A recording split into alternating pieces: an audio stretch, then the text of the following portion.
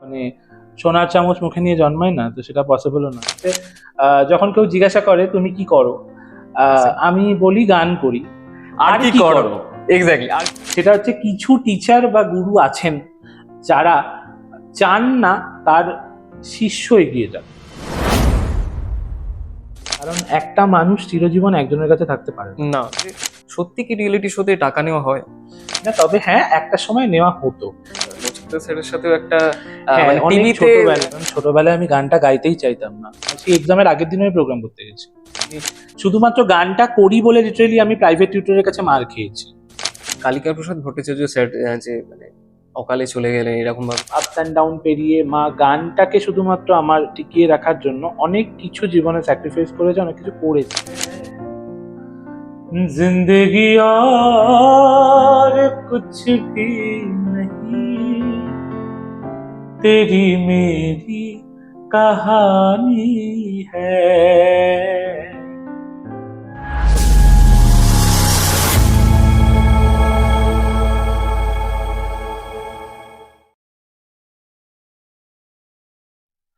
আজ যে মানুষটার কাছে এসেছি সেই মানুষটা আমার সাথে খুবই পরিচিত। আমরা একসাথে কাজও করেছি একই সাথে। আর তার একটা আলাদা দিক রয়েছে, মানে আমরা বলি না যে পড়াশোনা করো মন দিয়ে তাহলে জীবনে বড় হতে পারবে, চাকরি করতে পারবে। তো তার দিকটা একটু আলাদা। মানে বাড়ি থেকে এটাই বলা হয়েছে তুমি গান করো, তুমি একজন গায়ক হতে পারবে। তো আমার মনে হয় যে এইরকম একটা দৃষ্টান্ত আজকের দিনে দাঁড়িয়ে আহ, খুবই রেয়ার। আর সেই জার্নিটা, তার সেই জার্নি এবং তার জীবনের কিছু কথোপকথন আমরা কিন্তু শুনবো আজকে। চলো শুনে নি। আজকে আমার পডকাস্টে গেস্ট হলো শুভজ্যোতি চক্রবর্তী।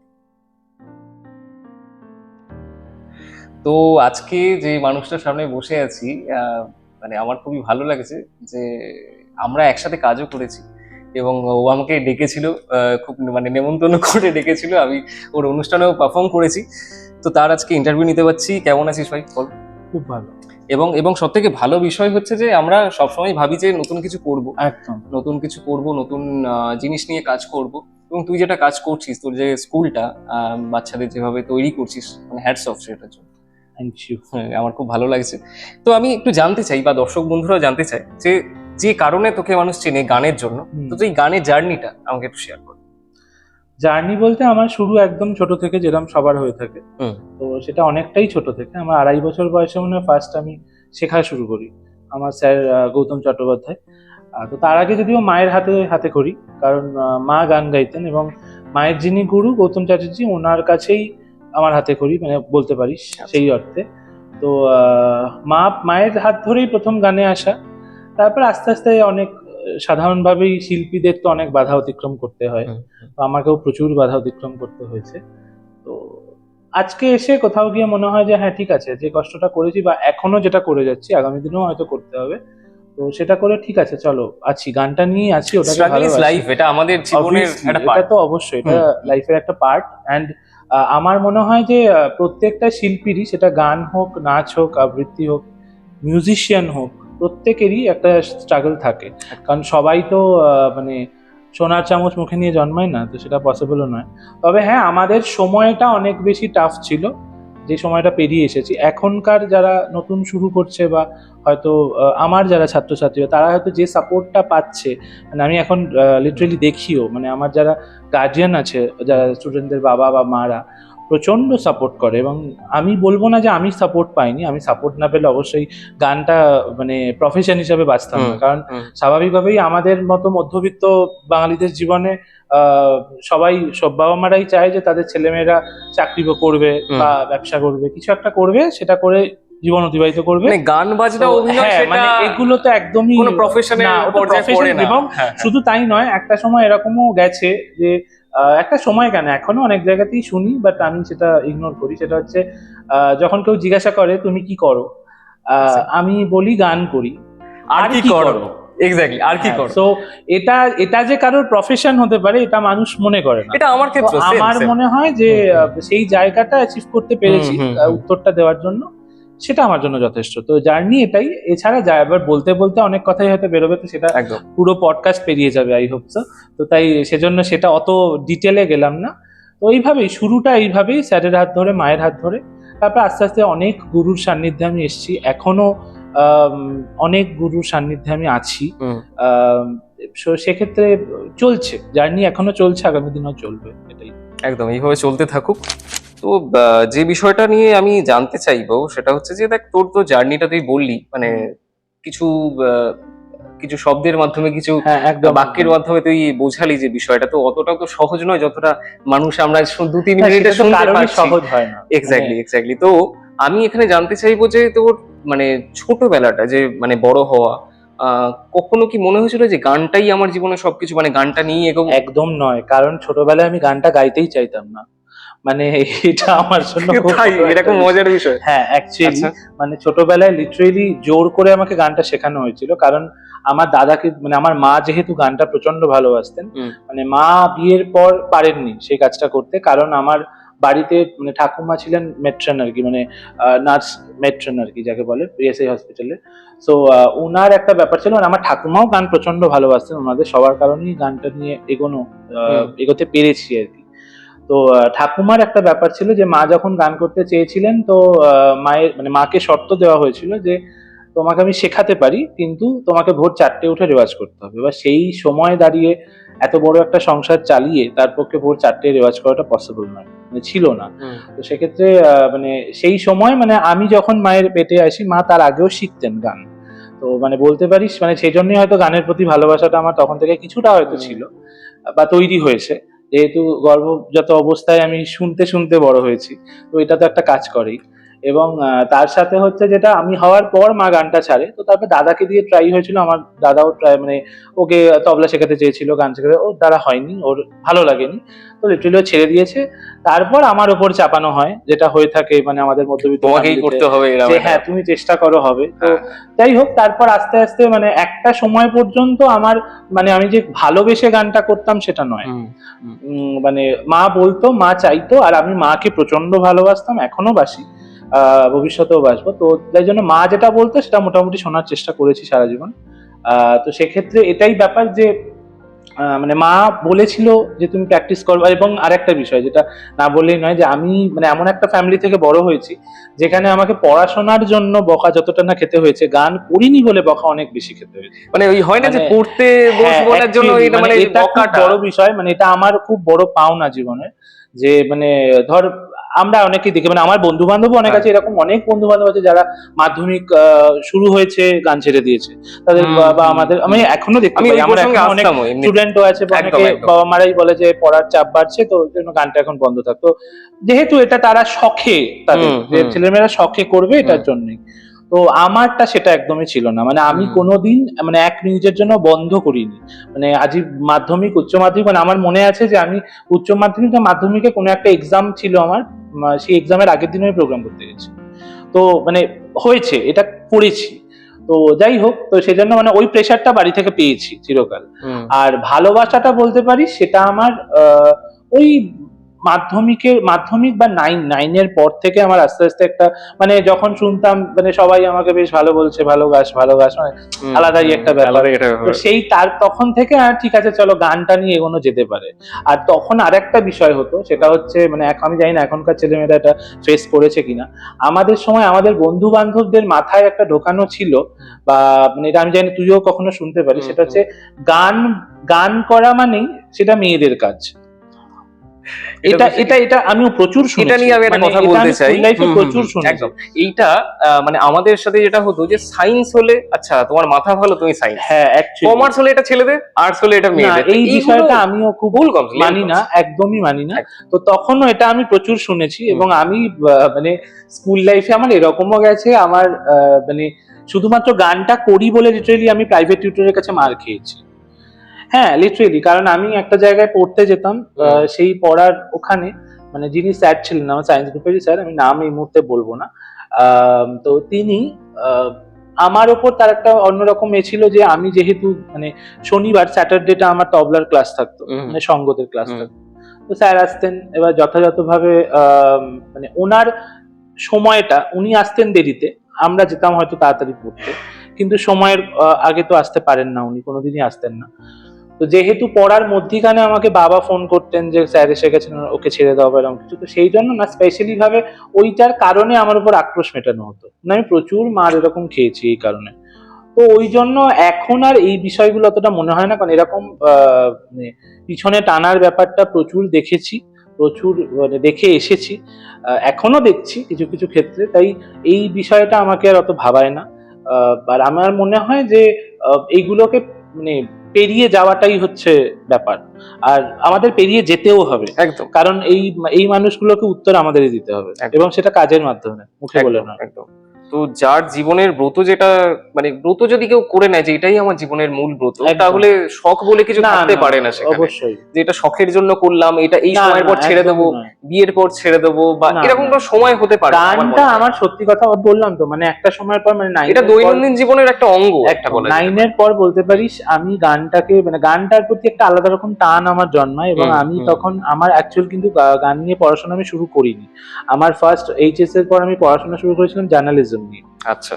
তো যেহেতু আমার মানে গান নিয়ে শুরু করার ইচ্ছে ছিল, বাট আমার সাথে একটা ট্র্যাজেডি হয়, সেটা হচ্ছে আমার মাধ্যমিক উচ্চ মাধ্যমিকের সব রেজাল্ট ফেজাল্ট চুরি হয়ে যায়, ঠিক আছে। তো সেটার জন্য আমি রবীন্দ্রভারতীতে ভর্তি হতে পারিনি সেই বছর, কারণ অনেক কিছু ব্যাপার ছিল ওই টাইমের মধ্যে, মা বিকাশ ভবন, মধুশিক্ষা পর্ষদ, সেখান থেকে আমি রেজাল্ট পাইনি, সার্টিফিকেট পাইনি। হ্যাঁ, আমার যা সার্টিফিকেট সব ডুপ্লিকেট সার্টিফিকেট, ওটা অরিজিনাল নয়, কারণ যে অরিজিনালটা আমার হারিয়ে গেছে। তো সেই ডুপ্লিকেট সার্টিফিকেট গুলো আমি না তুললে পারবো না, তো সেজন্য আমি সুরেন্দ্রনাথ কলেজে প্রথম ভর্তি হই জার্নালিজম নিয়ে। তো সেখানে জার্নালিজম পড়তে পড়তে আমার সেকেন্ড ইয়ার, মোস্ট প্রবাবলি মনে পড়ছে যতটা, হ্যাঁ সেকেন্ড ইয়ারের সময়টায় আমি তখন আমার প্রথম অ্যালবাম রিলিজ হয় সঞ্চিতার সাথে, সঞ্চিতা ভট্টাচার্য, আই হোপ সবাই চেন। আই থিঙ্ক আমাদের হাওড়ারই মানুষ, একদম আমরা হাওড়ায় মানুষ, থাকি, খুব কাছের মানুষ। সঞ্চিতাদির সাথে প্রথম আমার কাজ, ডেবিউট অ্যালবাম ছিল ওটা, এবং যার নাম না নিলেই নয় সেটা হচ্ছে শুভম গাঙ্গুলি। ওনাকেও আমি আমার গুরুই মানি। শুভম দা না থাকলে এই কাজটার অপরচুনিটি আমি পেতাম না, আর শুভম দা না থাকলে রু মিউজিকের মতো একটা কোম্পানি থেকে আমাদের অ্যালবামটা রিলিজ করার ব্যাপারও হতো না। রু মিউজিকের এতেই হয়েছিল, কোম্পানি থেকেই হয়েছিল, অ্যান্টিভাইরাস বলে আমার অ্যালবামটা। তো তখন ওই প্রথম আমার এই ফিল্ডে কাজ করা, মানে বলতে পারিস।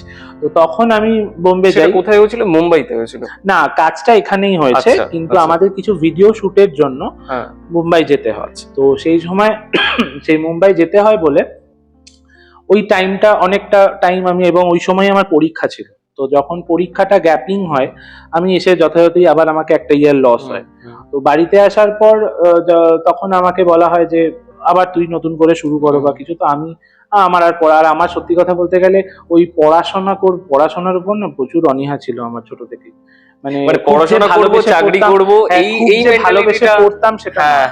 আমার মানে আমি চিরকালই ভেবেছিলাম যে আমি যেটা করব নিজে করব, মানে ব্যবসা ওরিয়েন্টেড কিছু একটা করবো, এরকম ভাবনা ছিল, কিন্তু আমি চাকরি করব এরকম ভাবনা কোনো সেভাবে ছিল না। যাই হোক, তো তারপর তো মানে ওই অ্যালবামটা হওয়ার পর বোম্বে থেকে যখন আসি, তখন বাড়িতে এরকম কথাবার্তা হয়। তো তখন বৌমনি, আমার বৌদি যে বৌমনি, আমাকে বলে যে তুই এক কাজ কর, তুই গানটা নিয়ে পড়, কারণ জার্নালিজম আর গান দুটো মেড, মানে কাজটা পুরো আলাদা। আমি যদি মিডিয়া সায়েন্স মানে এরকম কিছু নিয়ে কাজ করি, সেক্ষেত্রে আমি গানটাকে আর কন্টিনিউ ভাবে করতে পারবো না।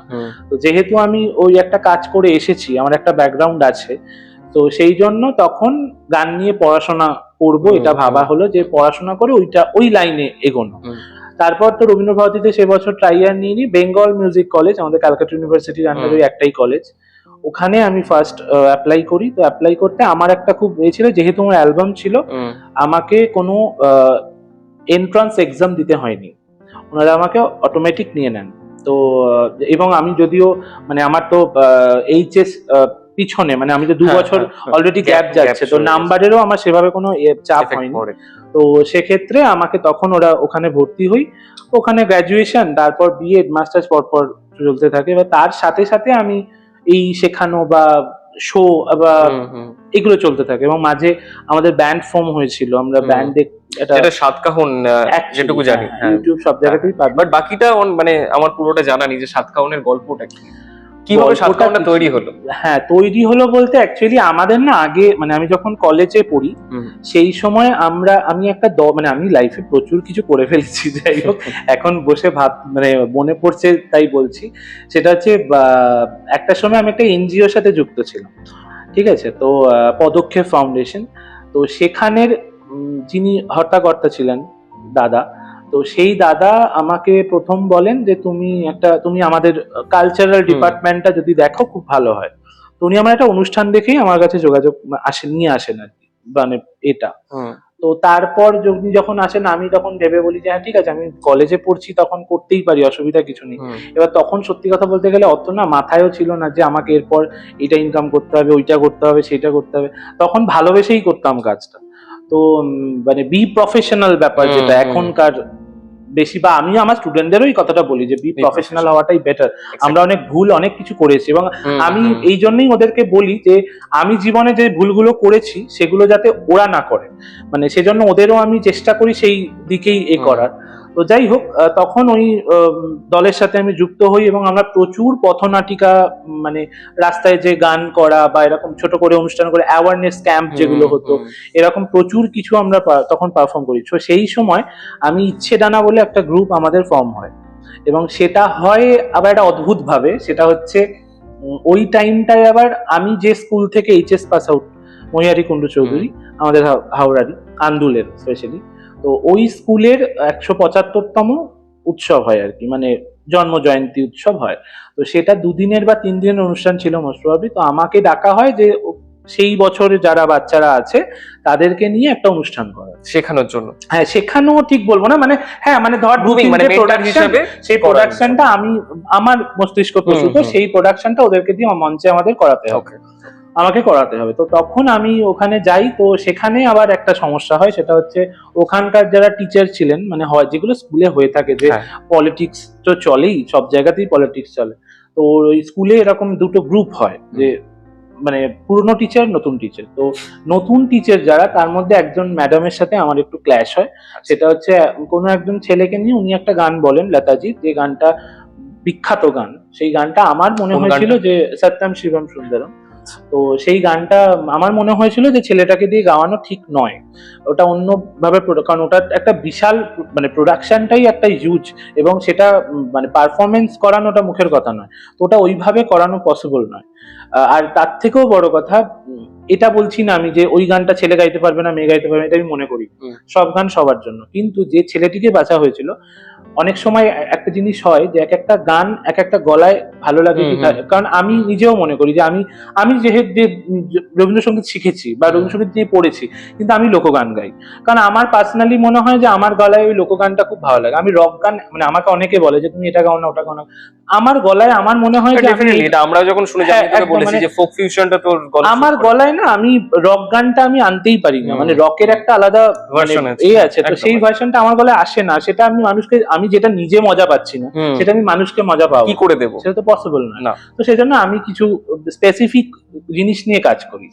তো তখন সেটা হয়তো সেটা নিয়ে আমার সাথে একটু ক্ল্যাশ হয় ম্যাডামের। তো তখন ওনারা চেষ্টা করেন যে আমাকে ওখান থেকে বার করে দিতে, তো যেটা হয়ে থাকে স্কুলে। তো আমি কিন্তু ওনারই স্টুডেন্ট, মানে আমি কিন্তু ওই স্কুলেরই ছাত্র ছিলাম, এবং ওনারও ক্লাস করেছি, এবং উনি আমাদের আর্টস ডিপার্টমেন্টে ছিলেন।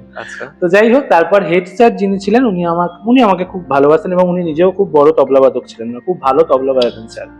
তো তিনি আমাকে ডেকে বলেন যে তুই এক কাজ কর, তুই ওদেরকে নিয়ে তোর বাড়িতে রিহার্সাল করা, তুই তোর মতো করে তৈরি করা, তোকে স্কুলে আসতে হবে না, ওখানে তৈরি, ফাইনাল রিহার্সাল বা কিছু হলে সেটা তুই যা করবি স্কুলে এসে করবি।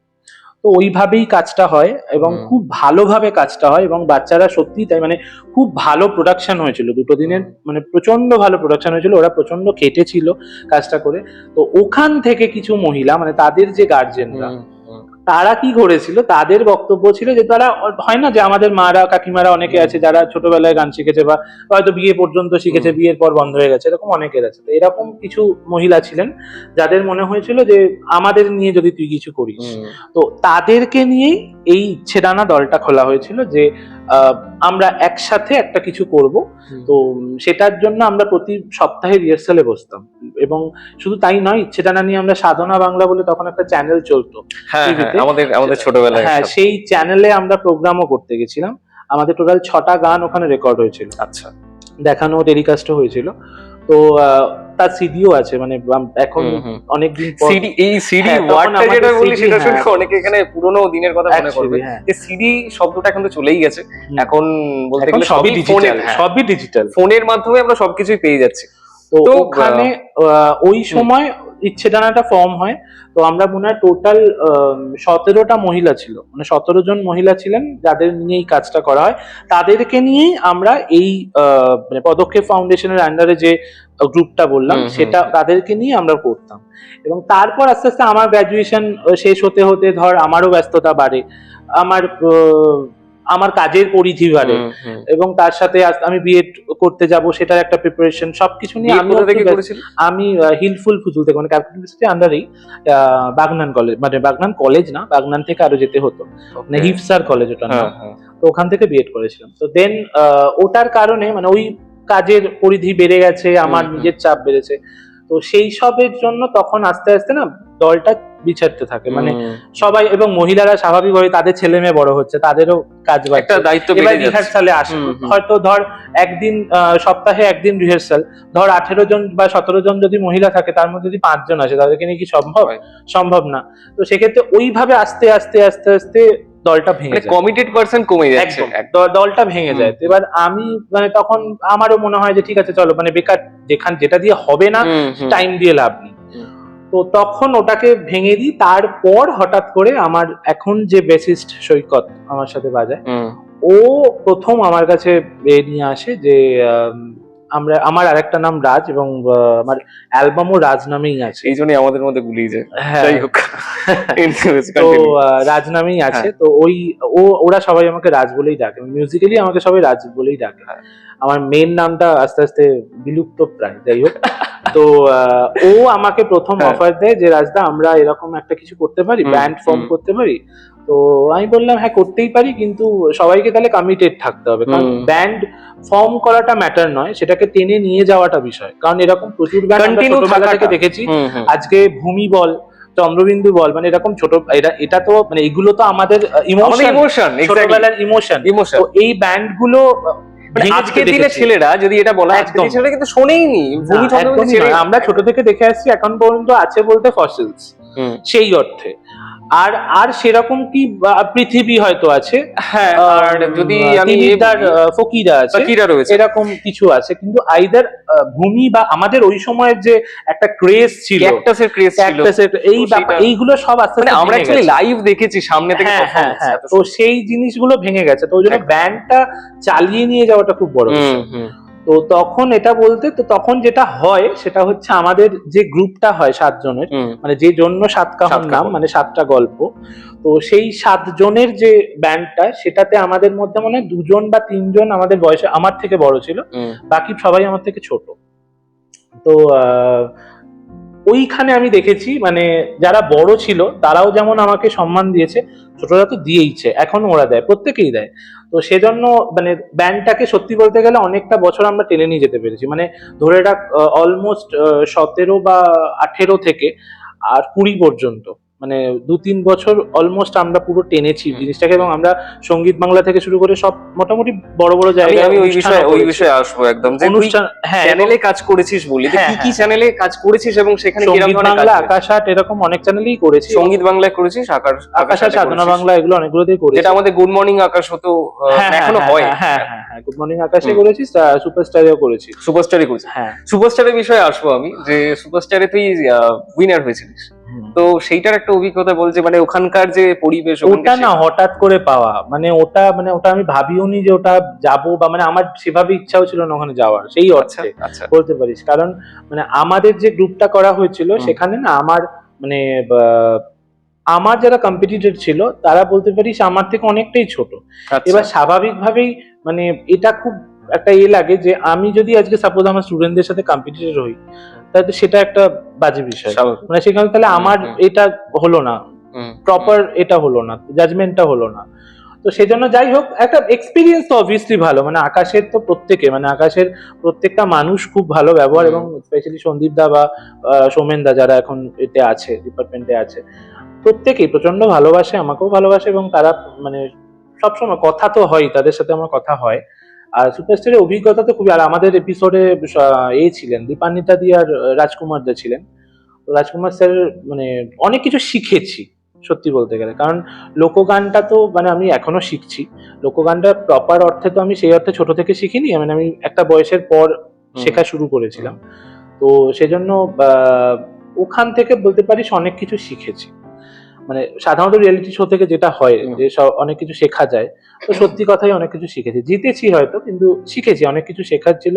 অনেক কিছু ভুল করেছিলাম, সেগুলো ওনারা ধরিয়ে দিয়েছেন। অনেক কিছু মেন্টর কারা ছিলেন ওখানে?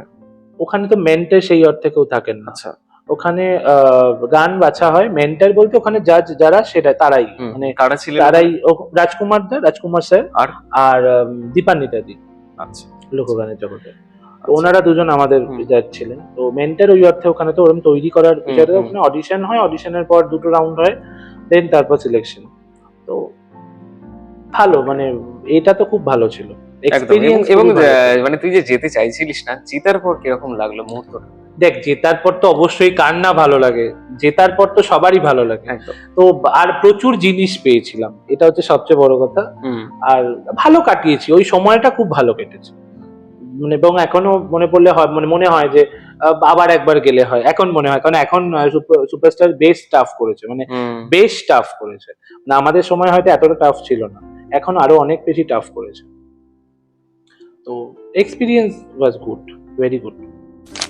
তো অবশ্যই আমাদের কাছে যেটা প্রতিটা মুহূর্তে উঠে আসে, যে মানুষ যা যা জিনিস শেখে, সেই শেখাটা কিন্তু তার মানে তার এক্সপিরিয়েন্সই, লাইফ এক্সপিরিয়েন্স। অবশ্যই একদম। তো এখন অনেকে দেখতে পাই যে আমরা যে প্রচুর ভিড় হচ্ছে লাইন, মানে আমরা অডিশন গুলোতে, তো অডিশনের প্রচুর ভিড় হচ্ছে, সবাই চাইছে যে আমি টিভিতে মুখ দেখাবো। তো তোরও তো একটা এক্সপিরিয়েন্স হয়েছে এই অডিশন নিয়ে। হ্যাঁ, এক্সপিরিয়েন্স আমার একটা না অনেকগুলোই হয়েছে, তবে ছোটবেলায় বলতে পারিস, মানে আমাদের সময় না, সত্যি কথা বলতে গেলে মানে হয়তো অনেকেই করেছে, আমাদের বন্ধু বান্ধব বল বা পরিচিত সার্কেলে বা নয়, মানে আমাদের বয়সী আমাদের যারা ছিল সেই সময়, তো এরকম অনেকেই গেছে। তবে আমরা না, মানে যেহেতু আমরা একটা মফস্বল এরিয়া থেকে বড় হয়েছি, আমাদের এই দিকে না ওই অডিশনে যাওয়া বা এই যে ব্যাপারগুলোর খোঁজ খবর বা সেখানে নিয়ে যাওয়া, এই ব্যাপারটার খুব কম, যেহেতু আমরা তখন ছোট ছিলাম একদমই। এবং সত্যি কথা বলতে গেলে আমি ছোট থেকে আজ অব্দি মানে যাই করেছি, মানে যে কম্পিটিশনেই গেছি বা যেখানেই করেছি, মানে পাড়ার কম্পিটিশন হোক বা স্কুলের যে কোনোই হোক, আমি আমার নামটা নিজে গিয়ে দিয়ে এসেছি। মানে আমাকে কেউ মানে বাড়ির লোক দিয়ে গেছে। মানে এখন আমি যেটা দেখি যে বাড়ির মানে গার্জেনরা অনেক বেশি উদ্গ্রীব যে আমার ছেলে বা মেয়ে এই কম্পিটিশনটা যাক, ও শিখুক। মানে যেটা আমিও ওদেরকে বলি যে তোরা হোক বা না হোক, তোরা হতেই হবে, কোনো মানে নেই, বাট এটাও একটা এক্সপিরিয়েন্স। তো এইটা তোরা নিজেরা গ্যাদার কর, কারণ এটা যত বাড়াবি আস্তে আস্তে তুই এই প্রথমবার দিয়ে হয়তো তোর মনে হবে যে আমার এটা ভুল ছিল, নেক্সট বার সেই ভুলটা তো তুই ঠিক করবি। তো এইটা ব্যাপার। এবার আমাদের সময় তো সেই ব্যাপারগুলো মানে আমাদের নিজের দায়িত্ব নিজেকে নিতে হবে, করতেই হতো। এবার ওই যেটা বললাম যে আমার বাড়ি থেকে সাপোর্ট পাইনি, এটা আমি বলবো না, এটা মহা পাপ হবে আমার বলা, মানে সত্যি কথা বলছি। সাপোর্ট প্রচুর পেয়েছি, কিন্তু এই জাতীয় সাপোর্ট না তুলনামূলকভাবে অনেক কম পেয়েছি। মানে সত্যি কথা বলতে গেলে এইগুলো পেলে আমার মনে হয় মানে আমাকে কষ্টটা একটু কম করতে হতো, কারণ মানে আমার বাবা স্পেশালি বলবো, বাবা মানে খুবই মানে বাইরের জগৎ নিয়ে একটু বেশি ছিলেন। তো সেজন্য মানে এই কোথাও যাওয়া বা এইটা করা, মানে পরবর্তীকালে হয়তো বাবা, আমার অ্যালবামের সময় সবচেয়ে বেশি উদ্যোগ আমার বাবারই ছিল, মানে বোম্বেতে যাওয়া বা এই কাজটা করা। কিন্তু তার আগে মানে ছোটবেলার কথাটা বলছি, মানে এখনকার যেই রাজ্য সঙ্গীত একাডেমি বা এই সঙ্গীত মেলার বা এই অনুষ্ঠান, এই যে ব্যাপারগুলো এখন আমি যেগুলো জেনে জেনে আজকে আমার স্টুডেন্টদের হয়তো ঠেলি, সেটা তখনকার দিনে আমাদের টিচাররা ঠেলতো না, বা হয়তো তারা জানতো, এটাও একটা ফ্যাক্ট। তো মানে আমার যিনি গুরু ছিলেন, তিনি তো আজ অব্দি কোনোদিন কোনো এরকম কোনো কম্পিটিশনে আমাকে বলেননি যে তুমি এটা যাও বা তুমি এটা করো। তো ওইটা একটা এটা কি কোনো একটা জায়গায় মানে এটা তো প্রফেশন হওয়ার জন্য না, এটা শখে শিখছে, এটাও কি ঠিক? মানে আমি জানি না সেটা কি ওনারা তোর কি মনে হয়, আজকে তুই একজন টিচার, তো তোর কি মনে হয় যে তখনকার সময়ের ট্রিটমেন্টটা আমাদের সাথে কেমন হবে?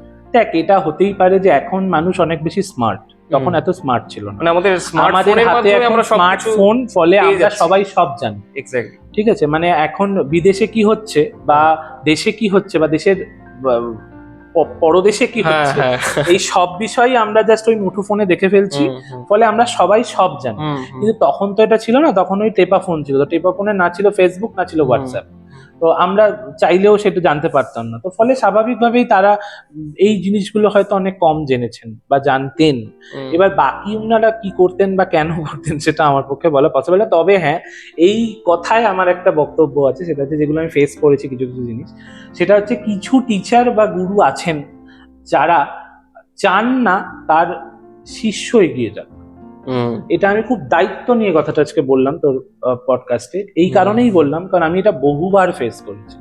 ঠিক আছে, মানে আমি কারোর নাম নিচ্ছি না বা নেবও না, সেটা আমার নেওয়া উচিত হবে না, সবার থেকে আমি অনেক কিছু শিখেছি।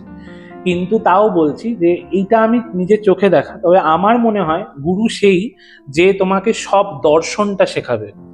তাই আমার মনে হয় যে আমি আমার স্টুডেন্টদের ক্ষেত্রে আমি এটা খুব মেনটেন করি বা চেষ্টা করি, সেটা হচ্ছে মানে ওদেরকে আমি সব জায়গায় ঠেলে দিই, তোরা আগে দেখে আয় জায়গাটা, পেছনে আমি আছি।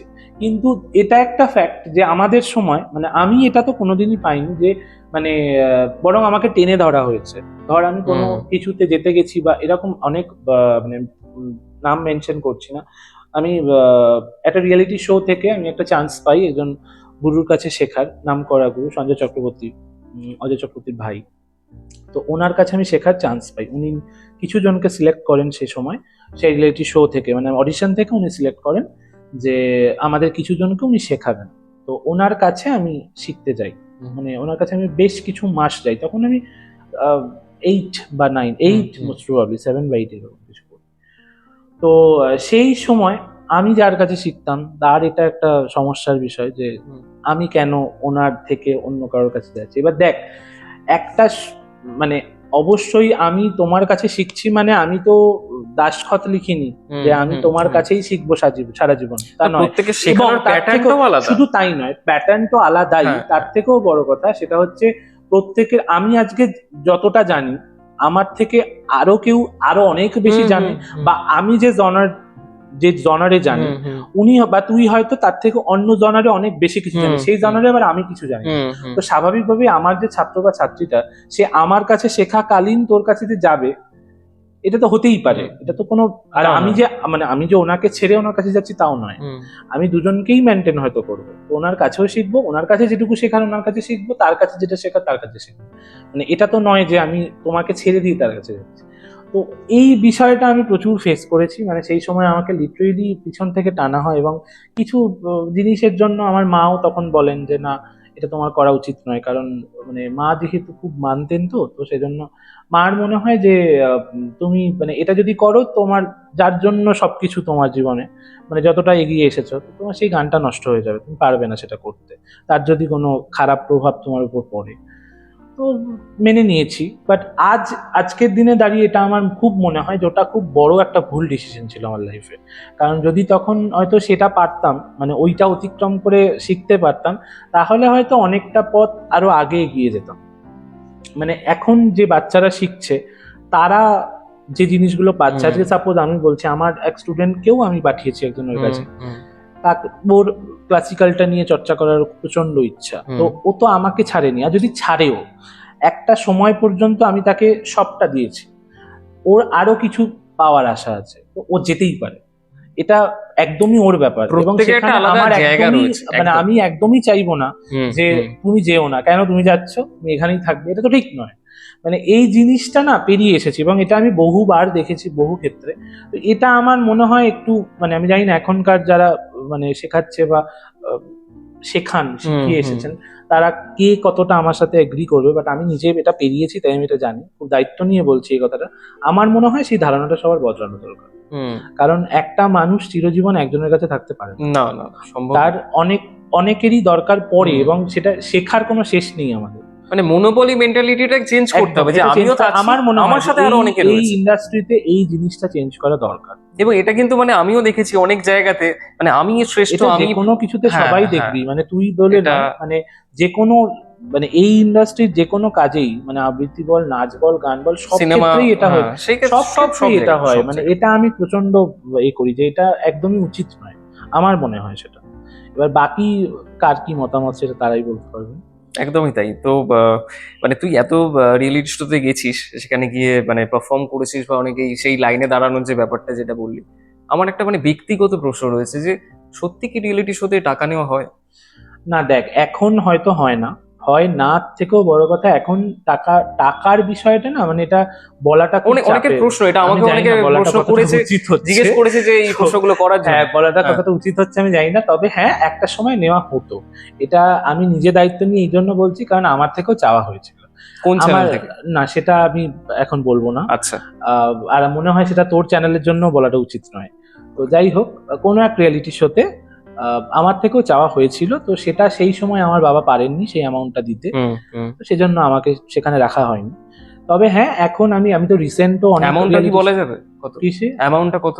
অ্যামাউন্ট, হ্যাঁ তখনকার দিনে প্রায় 30-35 এরকম হাজার এরকম মতো চাওয়া হয়েছিল। 30-35। সেই দেখ, মানে এখনকার থেকে তো তখন টাকার অ্যামাউন্টের হুম রেটটা হুম অনেক হুম বেশি ছিল। হুম।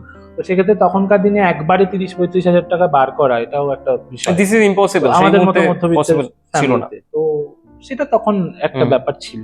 তো এখন হয়তো সেটা হয় না, হুম। এখন ব্যাপারটা অন্য, এখন বিষয়টা অন্য রকম ভাবে প্রজেকশন হয় এবং কাজটাও অন্যভাবে হয়। মানে এখন এটা নয় যে তুমি টাকা দিলেই পাবে, এটা আচ্ছা নয়। ধর যারা আর এখন যেতে রিয়েলিটি চায় শোতে আজকে। টাকাটা নেওয়া হয়ও না, মানে আচ্ছা। এটা আমি নিজে কিছু রিয়েলিটি শোতে গিয়ে আমি বলছি এটা, হুম হুম। যে ওইভাবে টাকা এখন নেওয়া হয় না।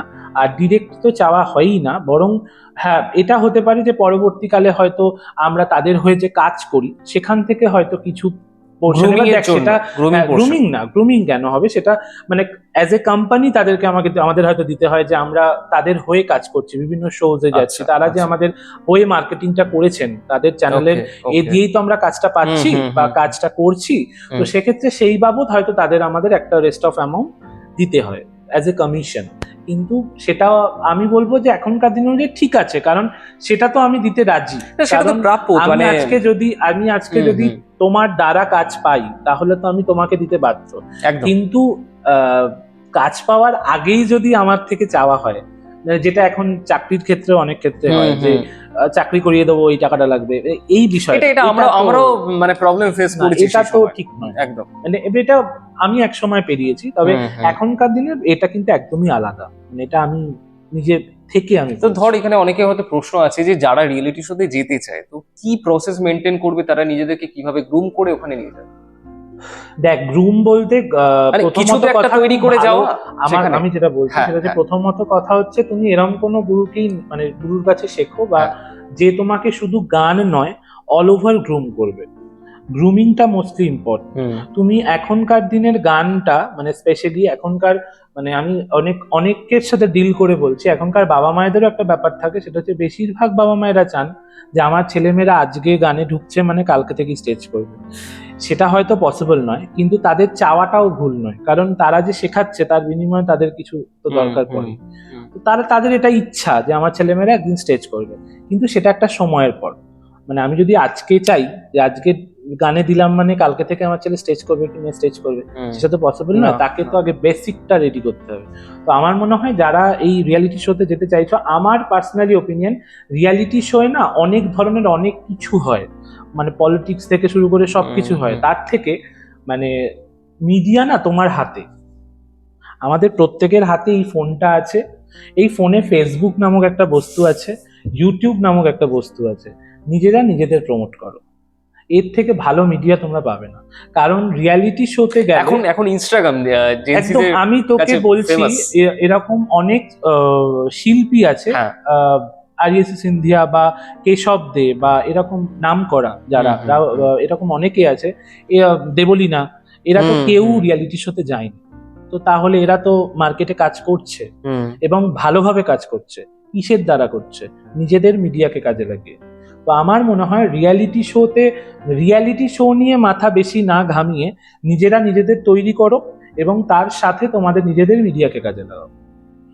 এটা অনেক ওয়ে হুম। নিজেকে এগিয়ে নিয়ে যাওয়া। এগিয়ে নিয়ে কারণ যাওয়ার। এখন এটা সত্যি কথাই যে তোমাকে ডিজিটালি, তোমাকে খুব মানে স্মার্ট হতে হবে এবং ডিজিটালি তোমাকে প্রতিষ্ঠা পেতে হবে, না হলে কোনো অর্গানাইজার তোমাকে কাজ দেবে না। একদমই, আমি এই এই প্রসঙ্গে আমি আসবো যে এখন একটা মানে স্মার্টফোন আমরা ইউজ করি, কিন্তু আমরা স্মার্ট প্রথম আমরা অনেকেই নই যে বিষয়টা কিভাবে এটা ব্যবহার একদম করতে একদম হয়। actually। আর একটা বিষয় হচ্ছে যে ডিজিটালি যে ব্যবহার, যে মানে এই যে ইউটিউব বলি, ইনস্টাগ্রাম বা ফেসবুক, এই যে এত প্ল্যাটফর্ম রয়েছে, সেখানে নিজেদেরকে তুলে ধরার একটা ব্যাপার, তো সেইটার জন্য কিরকম কি তাগিদ থাকা উচিত? একটা ছেলে বা একটা মেয়ের কেউ চাইছে যে আমি সিঙ্গার হব, কিভাবে তারা নিজেদেরকে প্র্যাকটিস করতে পারে?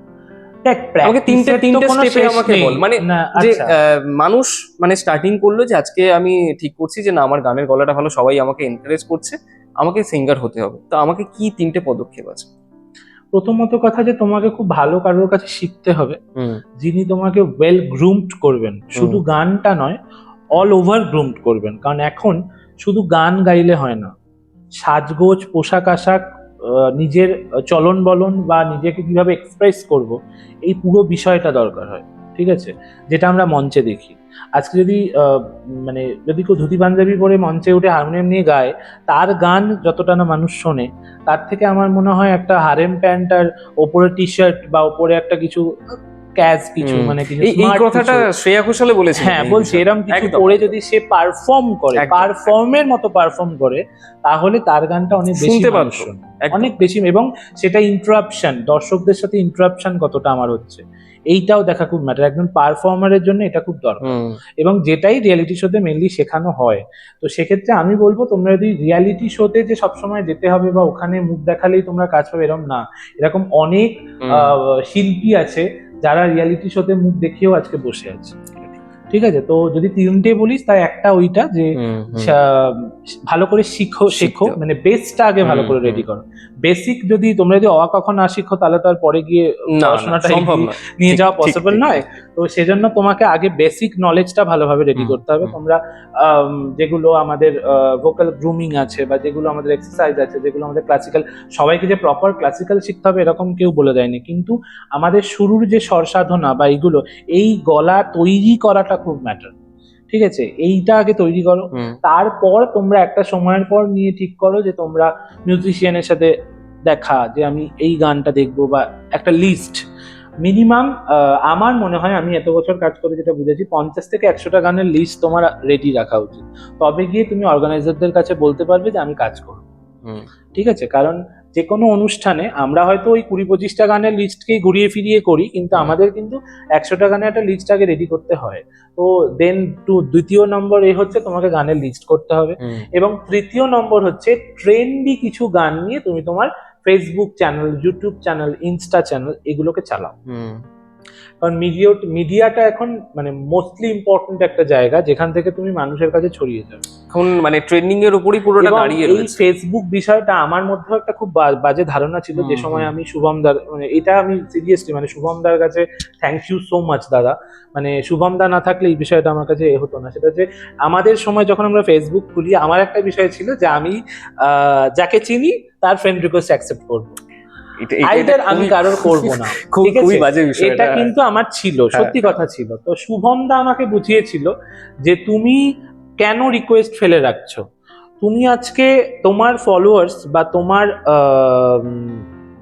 ফ্রেন্ড সার্কেল যত বড় হবে, তুমি আজকে তোমার ওই ফেসবুক প্রোফাইলটা দিয়ে যা ছাড়ছো, তত লোকের কাছে পৌঁছাবে। এবং সেটা যদি তোমার অচেনা হয়, সেটা অনেক বেটার।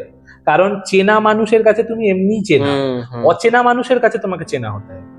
তো এটা আমাকে অনেকটা শিখিয়েছে, এবং তারপর থেকে আমার যে কটা প্রোফাইল, আমি এখন যদিও একটা না দুটো প্রোফাইলই চালাই, আর বাকি কোনো সব পাসওয়ার্ড ভুলে গেছি, তো সেজন্য খোলা হয় না।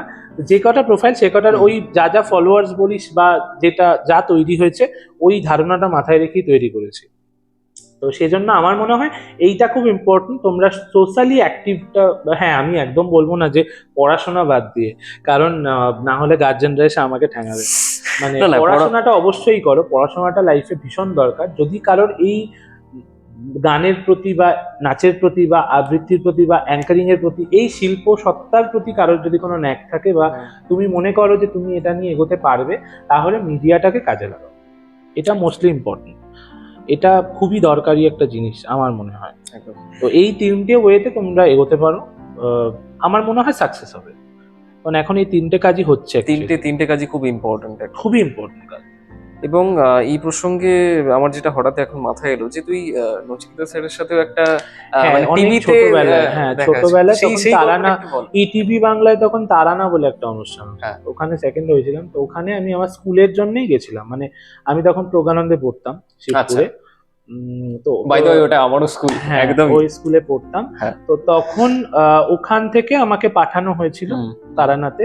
শুভমিতা দি ছিলেন, শুভমিতা ম্যাম ছিলেন আচ্ছা। জাজে। তো ওই সময় নজিদা তো তখন আমাদের অ্যাঙ্করিং করতেন তারানাতে। তো একটা মানে ভালো মানে ওই এক্সপেরিয়েন্স। মুহূর্তটা বল, মানে যে অ্যাকচুয়ালি দেখ তখন তো এত কিছু মানে বুঝতাম না, নচিকেতা স্যারকে তখন অনেকটা ছোট লাইভ আমি। পারফরমেন্স দেখা, মানে ওটাই বলছি, আর সামনে এরকম উনি তো সেটা তো আলাদা। ওইভাবে হয়তো এ করেন না, মানে হ্যাঁ। তখন তো উনি ওখানে অ্যাঙ্কারিং করেছেন আমাদের হ্যাঁ, সাথে অ্যাজ এ দাদা, অ্যাজ এ বন্ধু এভাবে মিশেছেন। হ্যাঁ। মানে আর আমরা তো খুব বেশিক্ষণ যে পেয়েছি তাও না, কারণ তখন তো এইভাবে শুট হতো না যে ওখানে থেকে আমাদের করতে হতো, এরকম ভাবে তো হতো না।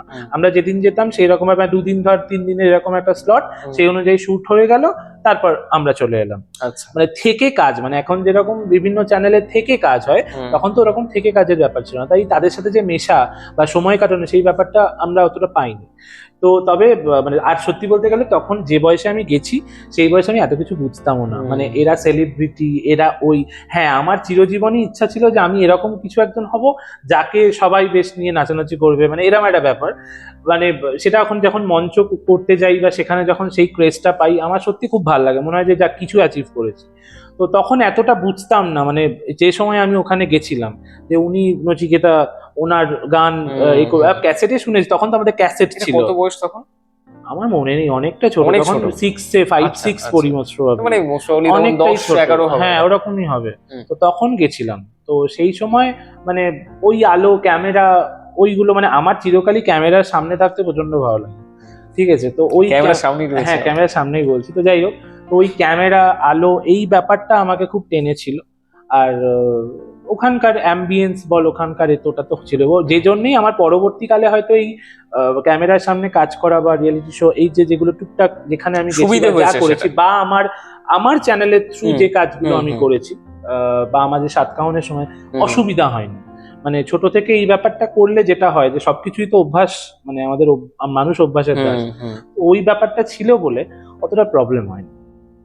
তবে ওই জায়গাগুলোয় গেলে যেটা হয় সেটা হচ্ছে তখনকার দিনে মানে অনেক কিছু শিখেছি। আর সত্যি বলতে গেলে শুভমিতা ম্যামের একটা ইন্টারভিউ আমি শুনেছিলাম, এখনকার দিনের রিয়ালিটি শো গুলো না, মানে স্পেসিফিক্যালি আমার যেটা মনে হয়েছে এবং আমি যে জন্য আর যেতে চাইনি, মানে কোনো রিয়েলিটি শোতেই আমি আর যেতে চাইনি, সেটা হচ্ছে রিয়েলিটি শো যেটা ব্যাপার হয়েছে, সে এখন গানটা মুখ্য নয়, মুখ্য হচ্ছে তোমার সাজ পোশাক, তোমার বহিরাঙ্গ। মানে এটা শুভমিতা ম্যাম নিজে বলেছেন এবং আমার যেটা খুব ভালো লাগলো, ম্যাম বললেন, মানে শুভমিতা ম্যাম নিজেও তো একসময় রিয়েলিটি শো থেকে এসছেন, মানে ওনাদের সময়ও ছিল, আর আমাদের ওই টাইমটাও বলছি যে আমরা যে ছোটবেলায় গেছি তখনও কিন্তু এই ব্যাপারগুলো ছিল না, তখন গানটা গানই শুনতো। তখন ওই এখন যেটা হয় যে শুটের মাঝে হট করে থামিয়ে মেকআপ ঠিক করছে, বা ওকে না ওই ড্রেসটাই ভালো লাগছে না খুলিয়ে আবার আনো, এই ব্যাপারটা কিন্তু তখন ছিল না। তখন যে যেটা পরে আসতো সেটা পরেই ওখানে গান গাওয়া হতো, এবং সেটা স্কুল ড্রেস হতে পারে। আগে ঠিক করা হতো না যে মানে কি রকম ড্রেস পরবে কি পরবে না? দেখ সেটা তো সবসময় আছে, ক্যামেরার সামনে কোনটা ভাল লাগবে সেটা তো ওনারা দেখবেনই, সেই ডিপার্টমেন্টে তো ড্রেসিং এর ডিপার্টমেন্ট। এবার ব্যাপারটা হচ্ছে দেখ অনেক সময় কি হয়, ধর ছবিতে আমি হয়তো একটা ড্রেস পাঠালাম, সেই ড্রেসটা ওনাদের পছন্দ হলো কালারটা, কিন্তু আমি যে ব্যাকগ্রাউন্ডে গাইছি সেই ব্যাকগ্রাউন্ডের সাথে হয়তো আমার ড্রেসটা যাচ্ছে না, তো সেক্ষেত্রে তখন ওটা বাদ দিতে হয়। তো এরকম আমি দেখেছি বলেই বললাম যে এখন যেমন এই ব্যাপারটা অনেক বেশি হয়ে গেছে, তখন তো এটা ছিল না, তখন গানটাই মুখ্য ছিল। আর একটা জিনিস হচ্ছে যে এখানে অনেক জাজেসদের অনেক মন্তব্য করেন যে গানটা কেমন হয়েছে, ভালো খারাপ বা সেটার পেছনে একটা, এটা কতটা সত্যতা থাকে? দেখ সত্যতা বলতে মানে এটা আমি জানি না আমার বলা উচিত হবে কিনা বা কতটা কি উচিত হচ্ছে, যেটা ওনারা বলেন সেটা তো বলেনি। এটা নিয়ে একটা কন্ট্রোভার্সি হয়েছে, আজীবন হবে, এটা এখন হতে যাবে, কারণ হয়ে যাবে, কারণ এখনকার রিয়েলিটি শোয়ে তো ওইভাবে টানা শুট হয় না, আগে গান হয়ে যায়, তারপর জাজমেন্টের যারা জাজেস প্যানেলে থাকে তাদের পরে শুট হয়, তো স্বাভাবিকভাবে একটা গান শুনে তার রিঅ্যাকশন। আমি কাটছি একটু, মানে গান আগে শুট হয়ে যায়, জাজেস মানে পরে শুট হয়, মানে কিরকম? মানে এখানে অলরেডি গান হচ্ছে, হ্যাঁ মানে আগে তো গানটা হয়ে যাচ্ছে, বসে নেই, তারপরে কখনো বসে আছে, কেউ নেই, এরকমও হয় অনেক সময়। আচ্ছা, পরে গিয়ে জাজেস প্যানেলের হয়তো শুটটা হলো পার্টিকুলার ভাবে। তার মানে গান যে চলছে আমাকে বসে থাকতে হবে জাজেস, এরকম কোনো না, অনেকে বসেও থাকেন, এটা বলবো না যে বসে থাকেন, অনেকে বসেও থাকেন, শোনেন গানটা, হয়তো তারা শুনে রেখেছেন বা তাদের সেই অডিওটা শুনে রাখা হয়েছে, পরে ওনারা সেই এটা দেন তার প্রেক্ষিতে কথাগুলো বলেন যে কি ভুল হয়েছে কি ঠিক হয়েছে সেই ব্যাপারটা। তো এইটা তো আমি মানে এটা আমি কি বলবো বল, মানে এক্ষেত্রে তো মানে টানা যদি একটা কাজ হয় সেই সময় আমার যে রিয়াকশন, তো পরবর্তীকালে আমি রিয়াকশনটা দেবো সেটা তো স্বাভাবিক একটু এদিক ওদিক হবেই, এটা তো হবেই। এবং আরেকটা যেটা ব্যাপার সেটা এখন রিয়ালিটি শোতে আরো যেটা আমি নিজে ভুক্তভোগী তার কিছু ক্ষেত্রে, সেটা হচ্ছে অনেক কিছু কেটে দেওয়া হয়। মানে কিছু জাজেস হয়তো অনেক কিছু বলেন সেই সময়, মানে যখন আমি গানটা গাইছি বা গাওয়ার পর যে শ্যুটটা হচ্ছে বা ওই সময়, পরবর্তীকালে যখন আমরা টেলিকাস্ট দেখছি তার মধ্যে অনেক কথা বাদ চলে যায়। আমি জানি না এটা ওনারা কেন করেন, মানে যারা চ্যানেলে আছেন তারা কেন করেন, তবে আমার মনে হয় এই ব্যাপারটা একটু অ্যাভয়েড করা বেটার। মানে সবার সবটা জানা উচিত, শুধু ভালোটুকু জানাবো খারাপটুকু জানাবো না, বা কাউকে শুধু খারাপ দেখাবো বলে খারাপটুকু দেখাবো ভালোটুকু দেখাবো না, এইটা আমার মনে হয় একটু অ্যাভয়েড করলে বেটার হয়। ওকে, তো অনেক কিছুই জানতে পারছি। তো আমি যেগুলো শুনেছিলাম এর আগে, আমি প্রপারলি আমি বিষয়টা জানি না, যে কালিকা প্রসাদ ভট্টাচার্য স্যার যে মানে অকালে চলে গেলেন এরকম ভাবে, মানে আমরা ভাবতে পারিনি উনি এইভাবে চলে যাবেন। তো তাকে একটা ট্রিবিউট দিয়েছিলিস তুই, তো সেটার বিষয়ে আমি কিছু বল। শুধু নয়, এটা আমি বলিস না, মানে আমরা দিয়েছিলাম। হ্যাঁ, মানে ওটা আমার এটা পুরো actually- সম্পূর্ণ জানা নয় এই বিষয়টা। হ্যাঁ হ্যাঁ, হুম অ্যাকচুয়ালি হুম গানটা মানে ওই সময় উনি যখন চলে যান হুম। তার পরপরই আমাদের ব্যান্ডটা শুরু হয়, মানে শুরু হয় বা তার আগেই শুরু হয়েছিল। আমরা আচ্ছা। আম, কাজ করছিলাম হুম তখন আমাদের কোনো প্ল্যান ছিল না যে কোনো মিউজিক ভিডিও করব বা আমরা কিভাবে এগোবো, শুধু হুম শোজের ওপর এগোবো নাকি ভিডিও করব, এরকম কিছু মাথায় ছিল না। জাস্ট রিহার্সাল করতাম, হুম আমরা গান হুম করতাম। এবং আমাদের একটা ব্যান্ডের যেটা মেন ইউএসপি সেটা হচ্ছে আমরা ফোক ফিউশন ব্যান্ড ছিলাম। ফিউশনটা এই অর্থে অনেকে ফোক রক হয়, অনেক কিছু হয়। তো আমাদের যেটা হতো সেটা হচ্ছে ফোকের সাথে রকের কিছু তো ফ্লেভার ছিল, তার সাথে যেটা আমরা ক্লাসিক্যালকে অ্যাড করতাম। মানে আমরা কিছু রাগিনী, মানে ধর কোনো একটা লোকগান, সেই লোকগানটা যে রাগের ওপর ডিপেন্ড করে তৈরি হয়েছে, হুম সেই রাগটাকে তার সাথে মিশিয়ে একটা পুরো প্রোডাকশন, এরকম করে আমরা প্রচুর গান বানিয়েছিলাম। তো সেই মুহূর্তে কালিকা প্রসাদ মানে কালিকাদা মারা যান। তো আর আমার সত্যি কথা বলতে গেলে লোকগানের যদি বলিস, লোকগান আমি উনি আমার ইউটিউবের গুরু ছিলেন, ঠিক আছে। ওনার সাথে সামনাসামনি কোনোদিন আমার দেখা হয়নি। আমি এটা অনেক মঞ্চেও বলি যে ওনাকে আমি আমার নিজের গুরুই মানতাম। তো আহ, লোকগানটা আমি না ছোট থেকে প্রপারলি সেভাবে শিখিনি কোথাও। আমার লোকগানের প্রথম গুরু যদি বলিস তাহলে দেব চৌধুরী, দেবদার কাছেই আমি প্রথম লোকগানটা প্রপারলি শিখতে যাই। এর আগে আমি কোথাও লোকগান সে অর্থে শিখিনি। এর আগে শিখেছি বলতে ইউটিউব, বললাম তো, মানে কালিকাদার কিছু ভিডিওস, অন্য কারোর কোনো ভিডিওস এরকম দেখে, বা কালিকাদা যেহেতু মানে উনি রিসার্চার ছিলেন, তো উনি সিলেটের বা এরকম প্রচুর গান লোকগান নিয়ে উনি প্রচুর কাজ করেছেন এবং সেটার তথ্যগতভাবে উনি প্রচুরভাবে সমৃদ্ধ করেছেন আমাদের সবাইকে। ইউটিউবে প্রচুর ইন্টারভিউ আছে, প্রচুর গানের অনেক কিছু আছে, তো সেইগুলো আমি খুব ফলো করতাম। তো সেখান থেকে আমার লোকগানের প্রতি একটা ভালোবাসা, কারণ আমি তো রবীন্দ্রসঙ্গীত নিয়ে পড়েছি। এবার রবীন্দ্রসঙ্গীতের পাস পেপার থাকতো আমাদের, ফোক বলে একটা পেপার ছিল মানে লোকগানের। তো তখন ওটা যখন পড়েছিলাম অনেক কিছু, মানে আমাদের তো লোকগানটা মানে ফোকটা তার ভাস্ট সাবজেক্ট, মানে প্রচুর কিছু আছে, মানে আমাদের প্রচুর অঙ্গের গান আছে। এই মাটির গানেরই অনেক অঙ্গ আছে যেটা আমরা অনেকেই জানি না বা অনেকে করিও না, অনেক গান আমরা জানিও না। তো সেইগুলোকে উনি তো তুলে ধরতেন। এবং এই মুহূর্তে যেটা তীর্থদা করছে, তীর্থ ভট্টাচার্য, তো ওনার কাছেও আমি যেতাম বা যাই এখনো। তো তীর্থদার সাথে আমার খুব ভালো সম্পর্ক, আমাদের ধ্রুবমের একটা ওয়ার্কশপ উনি করিয়েছেন। তো তীর্থদা এখন যেমন এই কালেক্টর মানে কালেক্টের কাজটা করে, গান সংগ্রহ যে কাজটা এখন করে, তো ওই তথ্যগত দিক থেকে সেইগুলো আমরা অনেক কিছু সমৃদ্ধ হই তাদের থেকে। তো কালিকাদার থেকে তখন বলতে পারিস এইরম ভাবে, মানে দোহার তো একটা ভালোবাসার ছিল। তো তারপর কালিকাদার এই তথ্যগুলো পেতাম, অনেক গানের অনেক কিছু জানতে পারতাম, সে গানটা কোথা থেকে আনা বা কেন তৈরি হয়েছে, কি বিষয়বস্তু, এই যে বিষয়টা। তো সেই সময় আমাদের প্রথম মাথায় আসে যে আমরা তখন এপ্রিল মাস চলছিল মোস্ট প্রবাবলি। তো এপ্রিল মাসে তো আমাদের গাজন উৎসব, কারণ পয়লা বৈশাখের আগের দিন হয়। তো সেই গাজন নিয়ে আমরা কিছু একটা করব, এটা আমাদের প্ল্যানিং।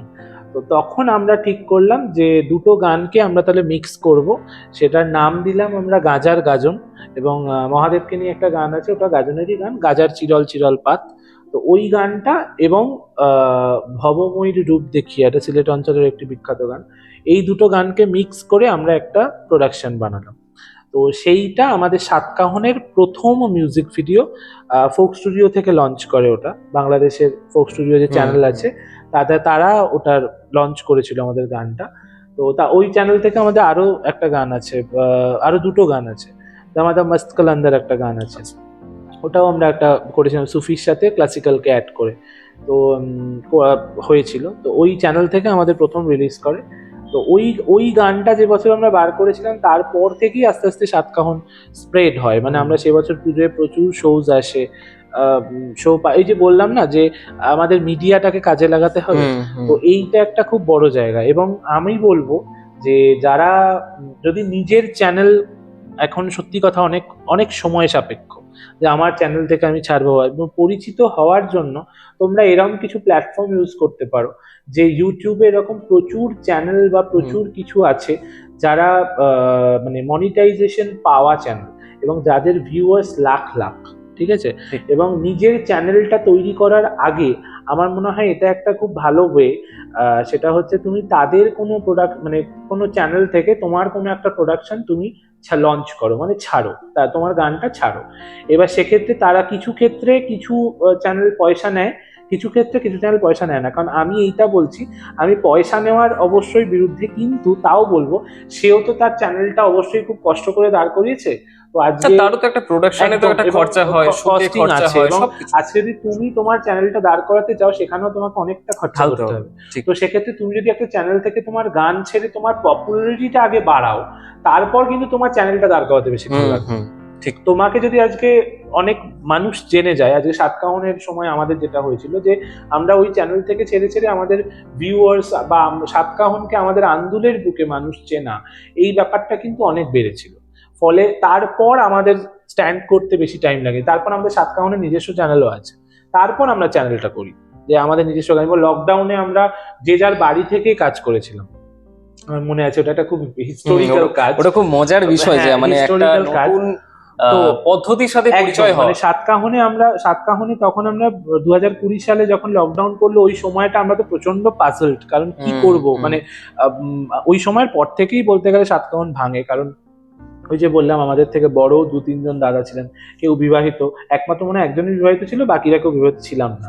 তো তাদেরও বিয়ে করার প্ল্যান, তো ভবিষ্যতে বিয়ে করবেন, তাদের সংসার আছে, কি করবে। মানে শো না থাকলে ইনকামটা কোথায়? বা শো এর যে একটা ধর আমাদের ইনকামের সোর্স থাকে, আমরা হয়তো একটা শো থেকে মোটামুটি একটা ভালো রেঞ্জ পাই, সেইটা ধরে রাখ কন্টিনিউটি যখন থাকে তখন আমাদের একটা রেস্ট অফ অ্যামাউন্ট আমরা জমাই, সেটা ভেঙে কতদিন খাওয়া যায়? একটা টাইম অবধি, তারপর তো আমার কাজ সম্ভব নয়, আমাকে তো কাজ করে খেতে হবে। তো সেই অর্থে তখন সেই সময় সাতকাহন ভেঙে যায়, যে যার মতো দিকে চলে যায়। কেউ কোনো অফিসে লাগে, কেউ যাবে। আমি নিজেই চাকরি করতাম তখন, মানে আমি নিজেই চাকরিতে ঢুকেছিলাম। তো ওই সময়টা খুব হার্ড কেটেছিল, আমাদের সবারই হার্ড কেটেছিল।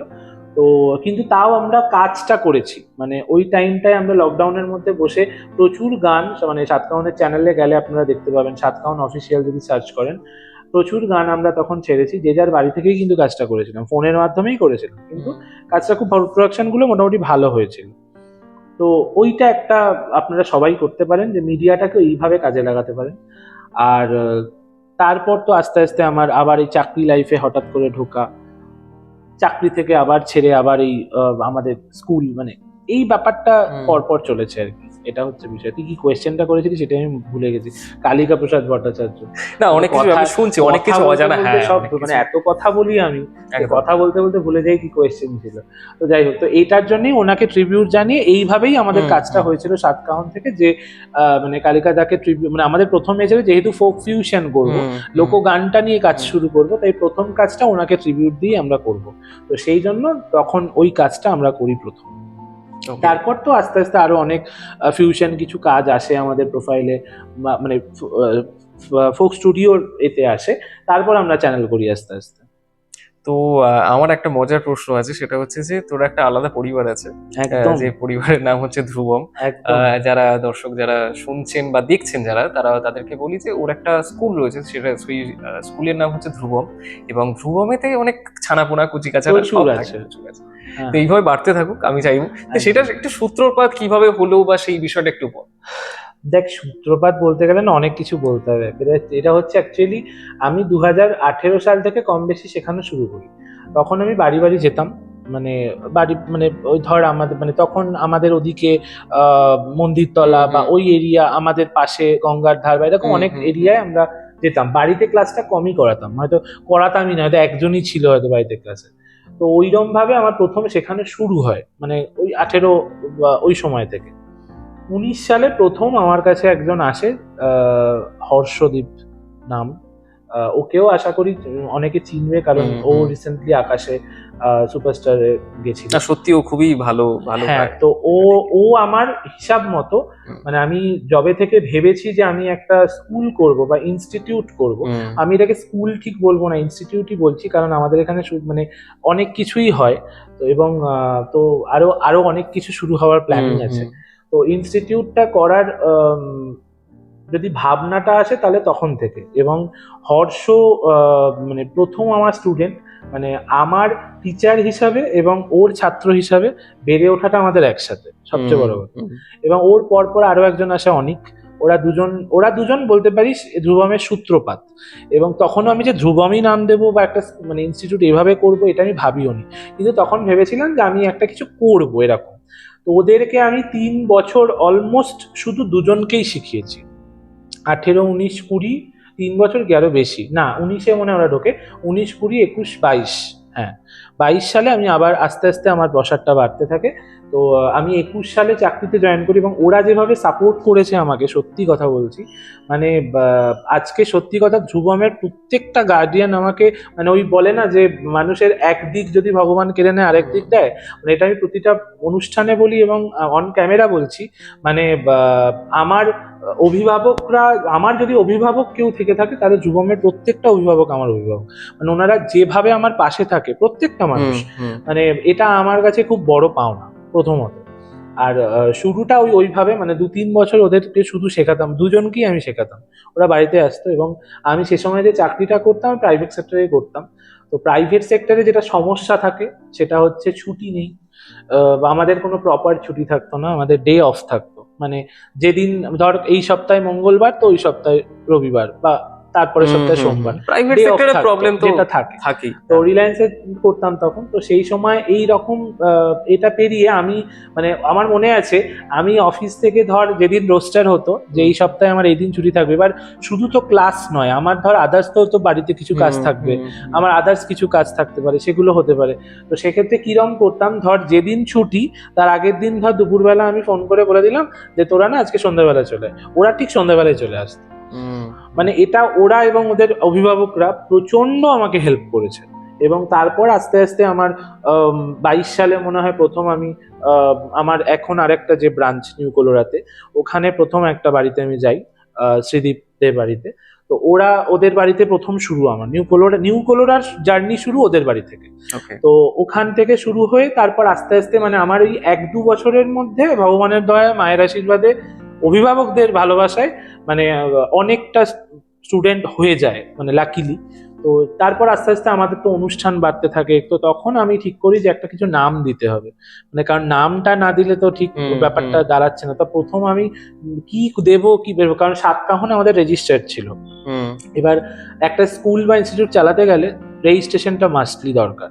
তো সাতকাহন আমাদের রেজিস্টার এই জন্য ছিল কারণ আমরা ইজেডসিসির আন্ডারে কাজ করেছি। আচ্ছা, ইজেডসিসিতে আমাদের রেজিস্ট্রেশন করানো ছিল, ওখানে আমরা জমা দিয়েছি, ওখানে বাইরে শোর পারপাস গেছি, এরকম অনেক কিছু হয়েছে। তো সেই জন্য ওটা আমার রেজিস্টার করাতে, শুধু তাই না, সাতকাহনের নামে আমাকে প্যান কার্ড বার করতে হয়েছিল, কারেন্ট অ্যাকাউন্ট করতে হয়েছিল, এগুলো সবকিছু আমাদের করতে হয়েছিল। যেহেতু সাতকাহনটা ছিল, তো আমি ভেবেছিলাম যদি সাতকাহনটাই যদি আমাদের ইনস্টিটিউট করা যায়। তারপর ভাবলাম যে না, সাতকাহন করে কোনো লাভ নেই, কারণ ওটা একটা ব্যান্ড ফরমেশন ছিল। এবার ওটার শুধু তাই নয়, মানে ওটার তো আরো অনেকে দাবিদার তার, আমি একা তো নই। ফলে সেখানে আমাকে আগে তাদের পারমিশন নিতে হবে যে তারা কি চায়। তো সেই ওই অত এতে আমি যেতে চাইনি কথায়। তখন আমার কি নাম দেবো বা কিভাবে ভাববো এটা ভাবতে ভাবতে সেই সময় আমার যে স্যার প্রথম থেকে গৌতম চ্যাটার্জি, ওনার স্কুলটা উনি বলেন যে আমাকে দেবেন, মানে উনি বলেন যে উনি অসুস্থ, তো ওনার পরবর্তীকালে ওটা চালানোর জন্য।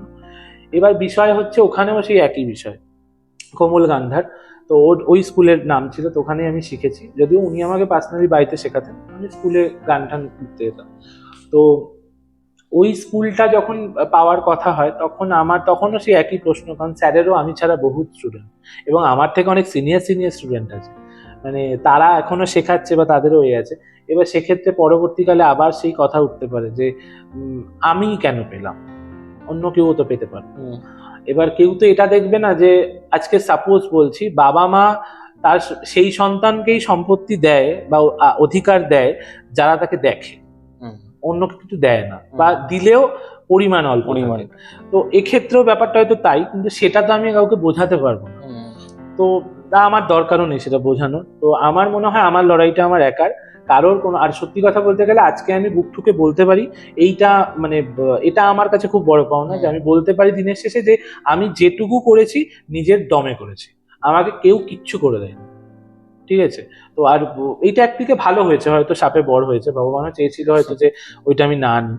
তো তারপর ভাবা হয় যে কি দেব, তখন একটা নাম বেরোয়, সেটা হচ্ছে ধ্রুবম, যেটার অর্থ হচ্ছে উন্নতির শিখর। তো আমি শুধু ধ্রুবমকে নয়, আমি আমার প্রত্যেকটা ছাত্রছাত্রীকেই দেখতে চাই উন্নতির শিখরে, কারণ আমি জানি না কতটা উন্নতি করতে পেরেছি, বাট আমি চাই ওরা যেন প্রত্যেকে উন্নতি করে। তো সেই জন্য তখন এই নামটা ভাবা হয় যে তাহলে এইটাই দেওয়া হোক। আর ধ্রুবম, অন্য অনেক নাম যেগুলো আমরা ভেবেছিলাম সেগুলো না নয় আছে, ওই সূর্যঙ্কার, হ্যানা তেনা, মানে এর প্রচুর নাম কমন, মানে যেগুলো ভাবা হয়েছে অলরেডি, সেটা হবে না। তো তখন ধ্রুবম ভাবা হলো, যে ধ্রুবম ইনস্টিটিউট, ধ্রুবম একাডেমিক ইনস্টিটিউশন প্রথম ভাবা হয়েছিল যে এটা করা হবে। তারপর পরবর্তীকালে এটা দিয়ে অনেকদিন চলেওছে, একাডেমিক ইনস্টিটিউট দিয়ে অনেকদিন চলেওছে, আমি যদিও এখনো রেজিস্ট্রেশনটা নিতে পারিনি, নেব। কিন্তু পরবর্তীকালে যেটা আমি ভেবেছিলাম, এবং আমার দাদা এক্ষেত্রে আমাকে প্রচন্ড সাপোর্ট করে, ও আমাকে, মানে সবসময় আমরা বসে একটা আলোচনায় আছি যে পরবর্তীকালে কি করা যেতে পারে, কি হয়, কারণ এই গিটার ক্লাসেস চালু করা বা আদার্স আমি ভাবনা যে আঁকা আরো কিছু কিছু সাবজেক্ট শুরু করব, তো সেগুলোর ভাবনাটাও ওই আমাকে সবকিছু, বা ইভেন ওয়ার্কশপ যখন আমি করাই তখনও ওই আমায় প্ল্যান দেয়, কারণ আন্দুলের মধ্যে প্রথম আমি অডিওলজিস্ট এনে ওয়ার্কশপ করেছি, কারণ অডিওলজিস্ট কে বা গলার ডাক্তার যে স্পেশালি আরেকজন হয়, এইটা ধারণা আমাদের আন্দুলে কারোর ছিল না। তো এইটা আন্দুলের মধ্যে প্রথম আমি এনেছিলাম, ঠিক আছে। এবং সেটা ওয়ার্কশপটা করার জন্য আমাকে প্রচুর যুদ্ধ করতে হয়েছে, কারণ তো ওই অঞ্চলের এরকম প্রচুর গণ্যমান্য ব্যক্তি যারা আমার পেছনে হাত ধুয়ে পড়েছিল, এবং সেটা আমাকে যে কি শুনতে হয়নি, এবং ওই সময়টা আমার কাছে খুব হার্ড ছিল, কারণ মানে আমার ওয়ার্কশপের ঠিক 1-2 সপ্তাহ পরেই মা মারা যায়, মানে আমার মা ওই সময় অসুস্থ ছিল, এবং আমার মানে খুব লাক ভালো যে আমার এই বড় একটা কাজ আমি মাকে দেখিয়ে যেতে পেরেছি, মানে মা ওখানে উপস্থিত ছিলেন, মানে মা গেছিলেন ওখানে, মানে ওই ডায়ালিসিস চলা অবস্থায় ওই শরীর নিয়েও মা গেছিলেন ওখানে, ওটা মায়ের দেখা আমার লাস্ট কাজ। তারপর কাজ তো চলছে, তো ওই ওয়ার্কশপটা শেষ, তবে এই বিগত 1-2 বছর ধরে ওয়ার্কশপ করতে পারিনি, এই বছর ইচ্ছা আছে আর একটা করার, দেখা যাক, সেটা প্ল্যান চলছে, কারণ সবকিছু তো আমার হাতে থাকে না, সময় অনেক কিছু ব্যাপার থাকে, তো সেইগুলো, কারণ আমাদের বছরে এতগুলো প্রোগ্রাম চলে, প্রোগ্রামের পর আবার একটা ওয়ার্কশপ অ্যারেঞ্জ করা, এটা একটা ব্যাপার হয়, তো সেই জন্য দেখা যাক সেটা কি হয়। তো ওইভাবে ধ্রুবমের শুরু। তারপর তো গত বছর আমার নিউ কলোরা ব্রাঞ্চ, যেটা আমার নিউ কলোরাতেও আস্তে আস্তে যখন প্রসারটা বাড়ে, আমার বাড়িতে তো যা হচ্ছিলই, নিউ কলোরাতেও আস্তে আস্তে যখন আমার বাড়তে থাকে, তখন মানে ওই বাড়ি বাড়ি গিয়ে তো করতাম, এবার সেটা আমার টাইম টেকিং হয়ে যাচ্ছে, মানে টাইমটা কাকে কি টাইম দেবো এটা বোঝা খুব অসুবিধা হয়ে যাচ্ছে। তখন আমি ভাবলাম যে তাহলে ওখানে একটা কিছু করা যাক। তখন ওই আমার ওই যার বাড়ি প্রথম গেছিলাম, সুদীপদের বাড়ি, তার বাবা প্রদীপদা, ওনার হাত ধরেই আমার ওখানে স্কুল পাওয়া। তো সেই স্কুল নিয়ে আপাতত এখন এই একটা বছর, এই অগাস্টেই আমার 25 তারিখে আমার 1 বছর কমপ্লিট হবে। আচ্ছা, কারণ গত বছর 25শে অগাস্ট আমরা শুরু করেছি, মানে ওই দিন পুজো হয়ে শুরু হয়েছিল নিউ কলোরা স্কুল। আবার এই অগাস্টের 25 তারিখ আবার আসছে। হ্যাঁ আসছে। তো এটা একটা মানে বিরাট বড় জার্নি, এবং অবশ্যই, এবং এই জার্নিটা চলবে সেটা একদমই, কারণ প্রচুর স্টুডেন্ট যারা তৈরি হচ্ছে, আরো স্টুডেন্ট হবে, তো ওরা এগিয়ে যাক এটুকুই চাইবো। এবং শুধু গান নয়, আস্তে আস্তে ধ্রুবমের অনেক কিছু শুরু হবে। গিটারটা তো চলছেই, তার সাথে আঁকা বা নাচ, এগুলো আস্তে আস্তে আমার প্ল্যানিং আছে করার। তো দেখা যাক সেটা কতদিনে কি করতে পারি। এবং তুই এটা মানে বললি যেটা যে এবং আরেকটাও যেটা, সেটা হচ্ছে আমাদের ধ্রুবমের হয়তো আরেকটাও ব্রাঞ্চ ওপেন হবে, সেটা বাহ। মাকড়দার দিকে। আচ্ছা, কথা চলছে, জানি না কবে কি করতে পারবো, তো সেটা দেখা যাক কি হয়। দারুণ মানে এরকম প্রচেষ্টা, এবং যে তোর মানে তুই আর তোর ছাত্র একসাথে বসে যে মানে তোরা জাজমেন্ট করছিস, ও আচ্ছা, সেটা এটা তো একটা বিরাট বড় recently একটা পাওয়া। সংস্থার হ্যাঁ, সাথে সেটা তো রিসেন্টলি একটা, হ্যাঁ, মানে আমি দেখলাম যেটা, তো সেটা খুবই ভালো, প্রশংসনীয়। না অবশ্যই দেখ, ওরা মানে আমি প্রথমে ভেবেছিলাম ওই যাক, আমি যাব না। তো তারপর যখন আমার কাছে ফোনটা এলো, আমাকে বললো তোমাকে থাকতেই হবে, বললাম ঠিক আছে তাহলে। এবং সেখানে সবচেয়ে বড় কথা, সিধুদার মতো একজন মানুষ থাকছে, মানে যার সাথে একটা সময় স্টেজ শেয়ার করেছি জ্ঞান মঞ্চে। শুধু জ্ঞান মঞ্চে নয়, রবীন্দ্র সদনেও করেছি। আমাদের সহজিয়া ফাউন্ডেশন, মানে দেবদার যে ফাউন্ডেশন সহজিয়া ফাউন্ডেশনের সাথে আমি বিগত কিছু বছর যুক্ত ছিলাম। তো সহজিয়ার অ্যানুয়ালে, মানে আমাদের যে বছরের অনুষ্ঠানটা হয়, তো সেই অনুষ্ঠানে সিধুদা আসে। তো সেখানে সিধুদার সাথে স্টেজ শেয়ার করা আমি হয়। শুধু এবং পারফরমেন্স দেখেছি, এবং শুধু অসাধারণ তাই নয়, মানুষ একজন। জ্ঞান মঞ্চেও এক বছর একদমই তাই। চিহ্নপত্রের একটা অনুষ্ঠান হয়, সেখানেও আমি সাতকাহন নিয়েছিলাম আমি, আর দাদার গ্রুপ নিয়েছিল। তো সেক্ষেত্রে তখনও করি, মানে সেই মানুষটার সাথে যা হ্যাঁ, মানে গান নিয়ে তো কিছু বলারই তাই নেই, নয়, এবং আমাদের ছোটবেলায় একটা ইমোশন রয়েছে, এক্স্যাক্টলি সেই ক্যারেক্টার যাদের গান শুনে বড় হওয়া, এক্স্যাক্টলি। তার সাথে পাশে বসে জাজমেন্ট করা, এটা শুধু আমার নয়, আমি বলবো আমার যে স্টুডেন্ট ও যে যাবে, ওরও অনেক বড় পাওয়া, বিশাল বড়।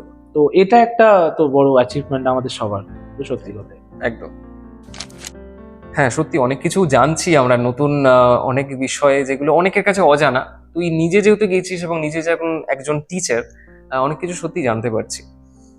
তো আমার যেটা মনে হয় যে দর্শকদের অনেকে প্রশ্ন থাকতে পারে, রেওয়াজের একটা বিষয় রয়েছে, যে রেওয়াজ কিভাবে করব, কোন সময়ে করব, বা সেটার সঠিক প্রসেসটা কি, কিভাবে করা উচিত? দেখ, এইটা না বলা খুব মুশকিল, কারণ এক এক গুরু এক এক রকম বক্তব্য রাখেন, ঠিক আছে? কারণ আমি নিজেই যাদের কাছে শিখেছি বা এখনো শিখছি, এক একজন এক এক রকম রেওয়াজ দেন, এক একজন এক এক রকম এক্সারসাইজ দেন, এরকম হয়। তবে আমার মনে হয় যে আমি সবাইকে, সবার কম্বাইন্ড একটা বিষয় আমি আমার ছাত্রছাত্রীদের দিই। তো সেক্ষেত্রে রেওয়াজ বলতে আমার, মানে আমরা ছোটবেলায় যেটা শুনতাম বা শুনে এসেছি, সেটা হচ্ছে ভোরবেলা উঠে রেওয়াজ করতে হবে, না হলে গান হবে না। তো যেটা আমি জীবনে কোনোদিন করিনি, কারণ ভোরবেলাটা আমার কাছে বিভীষিকাময় বিষয়। মানে আমি খুব কম ভোরবেলা দেখেছি, একমাত্র যদি শুটিং বা মানে এ না থাকতো, মানে শোটও থাকতো, তবেই আমি ভোরবেলা দেখেছি। তাহলে ভোরবেলা আমি লেট রাইজার? একদমই তাই। কটায় ঘুম থেকে উঠিস? আমি উঠি মোটামুটি ধর 7:30 8টা, কিন্তু মানে শুতে যাই প্রায় 1:30 2টো বা তারও পরে হয়, স্বাভাবিক একটা কাজ করে তো যাই হোক, তো ওই জন্য সকালবেলা উঠে আমার কোনো কাজ মানে ওইভাবে, মানে একমাত্র শুটিং বা বললাম তো, বা শো থেকে ফেরা ধর এরকম কিছু হলো, বা হয়তো গুড মর্নিং আকাশ যখন থাকে, তখন আমাকে ভোরবেলা যেতে হয়, কারণ 7টার সময় ওখানে লাইভ টেলিকাস্ট হয়। তো আমাকে বাড়ি থেকেই বেরোতে হয় 5:30টার সময়, কারণ একদম 6টার সময় ওখানে কল টাইম থাকে। তো ওই কয়েকটা দিন বাদ দিয়ে আরেকটা দিন হচ্ছে বছরের মহালয়া, ওই কয়েকটা দিন বাদ দিয়ে, ওটা একটা ইমোশনের দিন, তো ওই কয়েকটা দিন বাদ দিয়ে আমি ভোর দেখিনি কোনোদিন। তো তাই যেটা আমি করিনি, সেটা তো আমি ওদের উপর চাপাতে পারি না। তো সেই জন্য আমি এটা মনে করি যে অ্যাকচুয়ালি তখন ভোরবেলা কেন বলতো, যেটা আমি পরে বুঝেছি, যে ভোরবেলার অ্যাটমসফিয়ারটা খুব শান্ত থাকে, ফলে তখন আমি যে জিনিসটা করব বা, এবং হ্যাঁ আরেকটা যেটা মূল বিষয়, সেটা হচ্ছে ভোরবেলা না অনেকের জন্য মানে সুইটেবলও নয় রেওয়াজের, কারণ অনেকের ভয়েসের কিছু কিছু প্রবলেম থাকে। মানে তুই যত বেলা হবে দেখবি গলাটা গরম থাকছে, কিন্তু সকালবেলা উঠেই যদি তুই রেওয়াজ করতে বসিস গলা সেক্ষেত্রে crack না করার গলা বিষয়। ক্র্যাক হয়। হুম, অনেক হুম, সময় হুম, আমাদের কিছু জমে থাকে, যে হুম, কাফ বা অনেক কিছু জমে থাকে যেটার জন্য গলা খুলতে পারি না। হুম, এবং যে জন্যই মানে গুরুজনরা বলেন, যেটা আমি শুনে এসেছি, সেটা হুম, হচ্ছে ভোরবেলা রেওয়াজ করলে কোনো সময় ওপরে মানে তারায় উঠতে নেই, সবসময় উদারা বা মন্দ্র সপ্তকে আমাদের রেওয়াজ করতে হয়। মানে আমাদের তো ধর 3টে সপ্তক, মন্দ্র, মধ্য, তার। তো হুম, তার সপ্তকের রেওয়াজটা সকালবেলার জন্য নয়, ওটা বিকালবেলা বা সন্ধ্যাবেলা। সকালবেলা অ্যাকচুয়ালি উদারা বা মন্দ্র সপ্তক যেটা, সেই সপ্তকে রেওয়াজটা প্রপারলি করা উচিত। আমিও যেটা করেছি বা করে আসি। আর আরেকটা যেটা বিষয় সেটা হচ্ছে, আমি ভোরবেলার জন্য বলবো না, আমি আমার যারা ছানাপোনারা প্রত্যেককে আমি একই কথা বলি। প্রথমত কথা হচ্ছে, এখনকার মানে ছানাপোনারা আমার যারা আছে গুটি কয়েক বাদ দিয়ে বেশিরভাগই ফাঁকিবাজ, ঠিক আছে, জোর করে তাদের বসাতে হয়। তো তারা দিনে যে কতক্ষণ বসে এটা বলা খুব মুশকিল। তো আমি তাদের প্রত্যেককেই বলি যে প্রথমত হচ্ছে 10 মিনিট দে, ফার্স্ট দিনটা 10 মিনিট দে, তারপর আস্তে আস্তে সেটা অটোমেটিক বেড়ে যাবে। কারণ তুই যখন কোনো জিনিস করবি, করতে করতে সেটার প্রতি যদি তোর আস্তে আস্তে একটু ভালোবাসাটা জন্মায়, তখন তুই আজকে 10 মিনিট করলে কাল মনে হবে আজকে আরো 5 মিনিট করি, পরশু দিন মনে হবে আরো 5 মিনিট করি। তো এই করে করে অটোমেটিক ওটা এটাও এক একটা ঘন্টা হয়ে প্রেম, যায়। একটা বলা যেতে একদম, পারে। তো ওটা আস্তে আস্তে বাড়তে থাকে। হুম, তো হুম, সেই জন্য আমি প্রত্যেককে এই কথাই বলি যে তোরা 10 মিনিটই আগে বস, তারপর আস্তে আস্তে টাইম বাড়া। আর ভোরবেলার যদি বলিস, আমি ভোরবেলা টোরবেলা ওটা মানি না। আমার মনে হয় তুমি যে সারাদিনের যে সময়টা পাচ্ছ, হুম। সেই সময়টা গানকে দাও। সেটা দুপুর হতে পারে, বিকাল হতে পারে, রাত হতে পারে। তবে হ্যাঁ, রাত্রিবেলা করলে পাশের বাড়ির লোক এসে মারতে পারে, সেটার দায় আমার নয়। আমি জাস্ট বললাম এটা। তবে আমি কিন্তু রাত্রিবেলায় রেওয়াজ বেশি করতাম বা এখনো করি। মানে মারটার আমার খাওয়া হয়েছে না এটার না জন্য? না, আমার পাশের বাড়ির লোক খুব ভালো, এই বিষয়ে কিছু বলেন না। তো যাই হোক, এবার সবার তো সেটা সমান নয়, সেজন্য বললাম মার খেলে আমার দায়িত্ব নয়। কিন্তু রেওয়াজটা আমার মনে হয় এরকম স্পেসিফিক কোনো টাইম হয় না। তবে হ্যাঁ, সকালবেলা যদি কেউ প্রপারলি রেওয়াজ করতে চায় হুম, ভোরবেলা উঠে, সেটা সে করতেই পারে। এবং সেটা যদি সে করে, অবশ্যই সেটা মন্দ্র সপ্তকেই করবে। মানে আমরা যেটা নিচে আসি, মানে হুম, সা থেকে আমরা ধরি মিডল অক্টেভের বি, কারো যদি বি ফ্ল্যাট সা হয়, কারো যদি সি শার্প সা হয় বা সি সা হয়, তাহলে সেখান থেকে যেন নিচের দিকে রেওয়াজ করে, ওপর দিকটা না যাওয়াই বেটার। আর ওপর বলতে তাও মিডল অক্টেভটা ঠিক আছে, তার সপ্তক যেটা, সেই সপ্তকে না, যখন যত সে বাড়তে থাকবে তত তার ভয়েসটা ক্র্যাক হবে। আর আরেকটা বিষয় সেটা হচ্ছে, এটা আশাজিও একটা ইন্টারভিউতে বলেছিলেন বা লতাজিও বলেছেন, যে আমরা যত খাদে প্র্যাকটিস করব, তত আমাদের ভয়েস ওপরে যায়। এবং এটা 1-2 দিনে বোঝা যাবে না। মানে আমি যদি আজকে বসে ভাবি যে আমি এই তো খাদে করলাম 10 মিনিট, তাহলে আমার কেন উপরে হলো না? এটা সম্ভব নয়। মানে সব জিনিসেরই তো টাইম টেকিং, তো ওই সময়টা দিতে হবে। তবে হ্যাঁ, মানে গলাটা না খুলে যায়। তুই যত খাদে প্র্যাকটিস করবি, তোর ভয়েসটা অনেক বেশি ওপেন আপ হবে। তুই যদি সাটা সা এটা হয়, তাহলে ওটা সা এটা হবে। মানে ওই ওপেন আপটা হওয়ার জায়গা। আরেকটা যেটা প্র্যাকটিস আমি বলবো, সেটা হচ্ছে আহ মুখটা খুলে গাওয়া। মানে আমাদের অনেকের একটা প্রবণতা থাকে মুখটা চেপে গাওয়া। এইটা আমি প্রত্যেককে বলবো যে এটা না করাই বেটার। মানে আমি আমার ছানাপোনাদেরও বলি, এবং আমি সব ভিউয়ার্সদেরই বলবো যারা গান ভালোবাসো বা করো, তোমরা কেউ মুখটা চেপে গেও না। কারণ আমি যত চাপবো, তত কিন্তু আমার নিচের প্রেশারটা বেরোতে পারবে না। আমাদের ভেতরের যে প্রেশারটা, যে আমরা যেটা বার করি, সেই জিনিসটা কিন্তু বেরোবে না। ফলে ওইটা আমার মনে হয় যে মুখটা চেপে গেও না। এবং আরেকটা যেটা বিষয়, সেটা হচ্ছে আমরা যে সা বলি, সেই সা বা রে, এই সাটা কত বড় হাঁ হবে, এটাও একটা বড় কথা। যে হুম, আমি কি করে বুঝবো যে আমার প্রপার সা হচ্ছে, সেটা যে 3টে আঙ্গুল, এই যে হাঁটা, হুম, এটা হচ্ছে প্রপার হাঁ। সো এইটা দিয়ে তুমি সাটা বলো। তো ওটা হলে তোমার ভেতর থেকে শব্দটা বেরোবে প্রপার। ঠিক আছে। এছাড়া মেডিটেশন বা আদার্স যা প্র্যাকটিস, সেগুলো তো তোমাদের গুরুরা যারা যেভাবে করান, সেটা সেভাবে অবশ্যই মেনটেন করো তোমরা। তো এইটা আমার রেওয়াজের সিস্টেম, এটাই বলবো।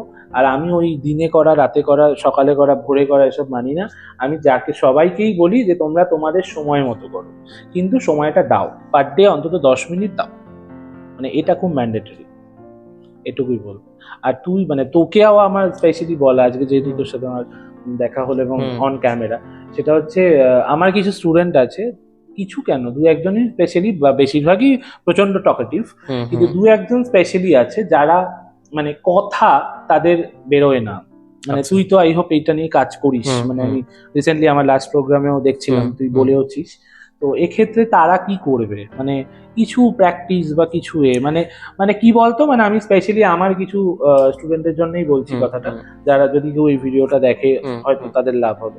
সেটা হচ্ছে ওরা মানে কথা খুব কম বলে, মানে হয় না যে অনেকে হয় মিশতে পারে, অনেকে হয় মিশতে পারে না, তো এরকম কেউ কেউ আছে যারা একদমই মিশতে পারে না, মানে সাতচরের আকাটে নেড়াম একটা বিষয়। তো তাদের ক্ষেত্রে সেই কথা বলা ব্যাপারটা, মানে তারা মানে মা বাবারা প্রচন্ড অরিড যে আমার ছেলেমেয়েরা বড় হয়ে কি করবে। তো সেটা যদি একটু শেয়ার করিস। এটা এটা আমার যেটা মনে হয়, আমি সব জায়গায় গিয়ে বলি যে চ্যারিটি বিগিনস এট হোম। বাড়ি থেকে সবকিছু শুরু করতে হবে। একদমই তাই। এবং আমি কোথায় যাব জানি না, কিন্তু আমি বাড়ি থেকেই যাচ্ছি, যেহেতু বাড়ি থেকে আমি কিছু শিখে যাব। তো প্রথমত হচ্ছে যখন আমি কোনো কিছুই করি না, গানও করি না, নাচও করি না, আমি কোনো সঞ্চালনা করি না, কিচ্ছু করি না, কিন্তু আমি পড়াশোনা তো করি। আমার একটা বই আছে। হ্যাঁ, মানে তার এই ব্যাপারটা আছে, সে Exactly. পড়াশোনা করতে চায়, আমি মানে ওটাই পড়াশোনা বলছি। করে। ওটাই বলছি। তো ওই যে রিডিং বুকটা, সেটা ভালো করে পড়া উচিত। সেটা মানে চিৎকার নয় যে আমি বিশাল জোরে আমি পড়লাম। রিডিং পড়ার মতো যে শব্দটা, আমি যেরকম কথা বলছি, আমাদের ভয়েসটাই যে তুই যে কথা বলছিস, এই যে কথা বলার, এটা আমরা যদি এইভাবে বলি তাহলে কিন্তু হবে না। তাহলে সেটা তো রিডিংটা possible কিন্তু না। প্রপারলি পড়তে হবে। যেখানে কমা আছে, দাঁড়িয়ে আছে, সেখানে হচ্ছে থামতে হবে, কতটা থামতে হবে, পজ দিতে হবে। তো সেইটা কিন্তু ম্যাটার করে। তো সেটা যদি আমার মনে হয় ছোটবেলায় পড়াশোনার জায়গাটাতে যদি তৈরি করানো যায়, পড়ানোর লিটারেচার যদি ভালো করে পড়ানো যায়, বাংলা, ইংরাজি বা যদি কারো হিন্দি থাকে, তো সেটা যদি শেখা যায়, আমার মনে হয় সেখান থেকেই তৈরি হয়ে যাবে। বাকিটা তো গ্রুমিং পরবর্তীকালে যত ধাপ সেটা বাই তো আছে ধাপ অবশ্যই, কিন্তু কেউ উঠবে। যদি ধর মানে কারোর সাথে কমিউনিকেশন না করতে চায়, সেটা সে কিভাবে করবে?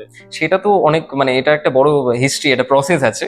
তো হ্যাঁ, সেটা হচ্ছে যে আমাদের, আমি মানে যেহেতু করি। আমি তোকে হুম কোয়েশ্চেনটা এটাই করতে হুম চাইলাম, হুম সেটা হুম হচ্ছে কমিউনিকেশন, মানে ওর মানে পার্টিকুলারলি কেউ একজন, আমি হুম এখন তার অন ক্যামেরা নাম বলছি না, হুম মানে তার যেটা প্রবলেম সেটা হুম। হচ্ছে সে কথা বলে না বা লাউডলি বলে না, তার বয়স এটা কত? নয় কিন্তু। বয়স কত? কত হবে, 11 12 12। বছর। ওকে। 11, হ্যাঁ ওই 11 12 হুম বছরই হবে। হুম তো বলে না সেটা নয়, সে গানটা করে, প্রপারলি গান করে, তার বেশ ভালো গলা, চড়া গলা হুম করে, কিন্তু ব্যাপারটা হচ্ছে কমিউনিকেশন, মানে কারোর সাথে হুম মেশা, কথা হুম বলা, হুম। এই ব্যাপারটা তার প্রচন্ড কম। ওকে, এইটা তো মানে পুরোটা ডিপেন্ড করছে সাইকোলজিক্যাল একটা ফ্যাক্টর। কারণ আমি কার সাথে মিশবো কি মিশবো না, আমার একটা এটা মাথায় হচ্ছে বিষয়। থিঙ্কিং তৈরি হয়ে যায়, ঠিক আছে। এবার এই যে বিষয়টা, আমার গলায় যদি গান ভালো হয় তাহলে আমি গান করলাম, বা আমি করলাম না, সেটা কিন্তু ম্যাটার করে না যে আমি কি করছি। এবার অনেকে আছে জোর জবরদস্তি করে, অনেকে আছে হচ্ছে না ভালো লাগছে না আমি ছেড়ে দিলাম, বা বাড়ির চাপেতে পড়ে ছেড়ে দিলাম, যেটা আমাদের মধ্যে কথা হলো। হুম হুম। তো এইটাও কিছুটা একটা ব্যাপার না, বাড়ি থেকেই তৈরি করতে হবে। বাড়ি থেকে কিরকম করতে হবে, যে তাদের যে মানে ফ্যামিলির যে মানুষজন যারা রয়েছে, বাবা মা বা আরো যদি কেউ ফ্যামিলি মেম্বার থাকে, তাদেরকে কথা বলতে হবে, তাদের সাথে কথা বলতে হবে, তার ভালো লাগার জিনিসটাকে জানতে হবে। আমাদের মেন প্রবলেম, আমরা মেন ফোকাস করি গান, মানে গানটা করতে হবে। এই যে তুই আগে বললি যে গান ছাড়াও যে আরো বিষয় রয়েছে, হ্যাঁ একদম। গ্রুমিংটা, তাকে প্রপারলি গ্রুমিং করতে হবে। তো আমি যদি একটা ইন্টারভিউতে যাই, ইন্টারভিউতে গিয়ে শুধুমাত্র যে আমি বললাম আমি জানি এই প্রশ্ন করবে আর এই উত্তর দেবো, সেটা একটা প্রেজেন্টেশনের একটা ব্যাপার রয়েছে।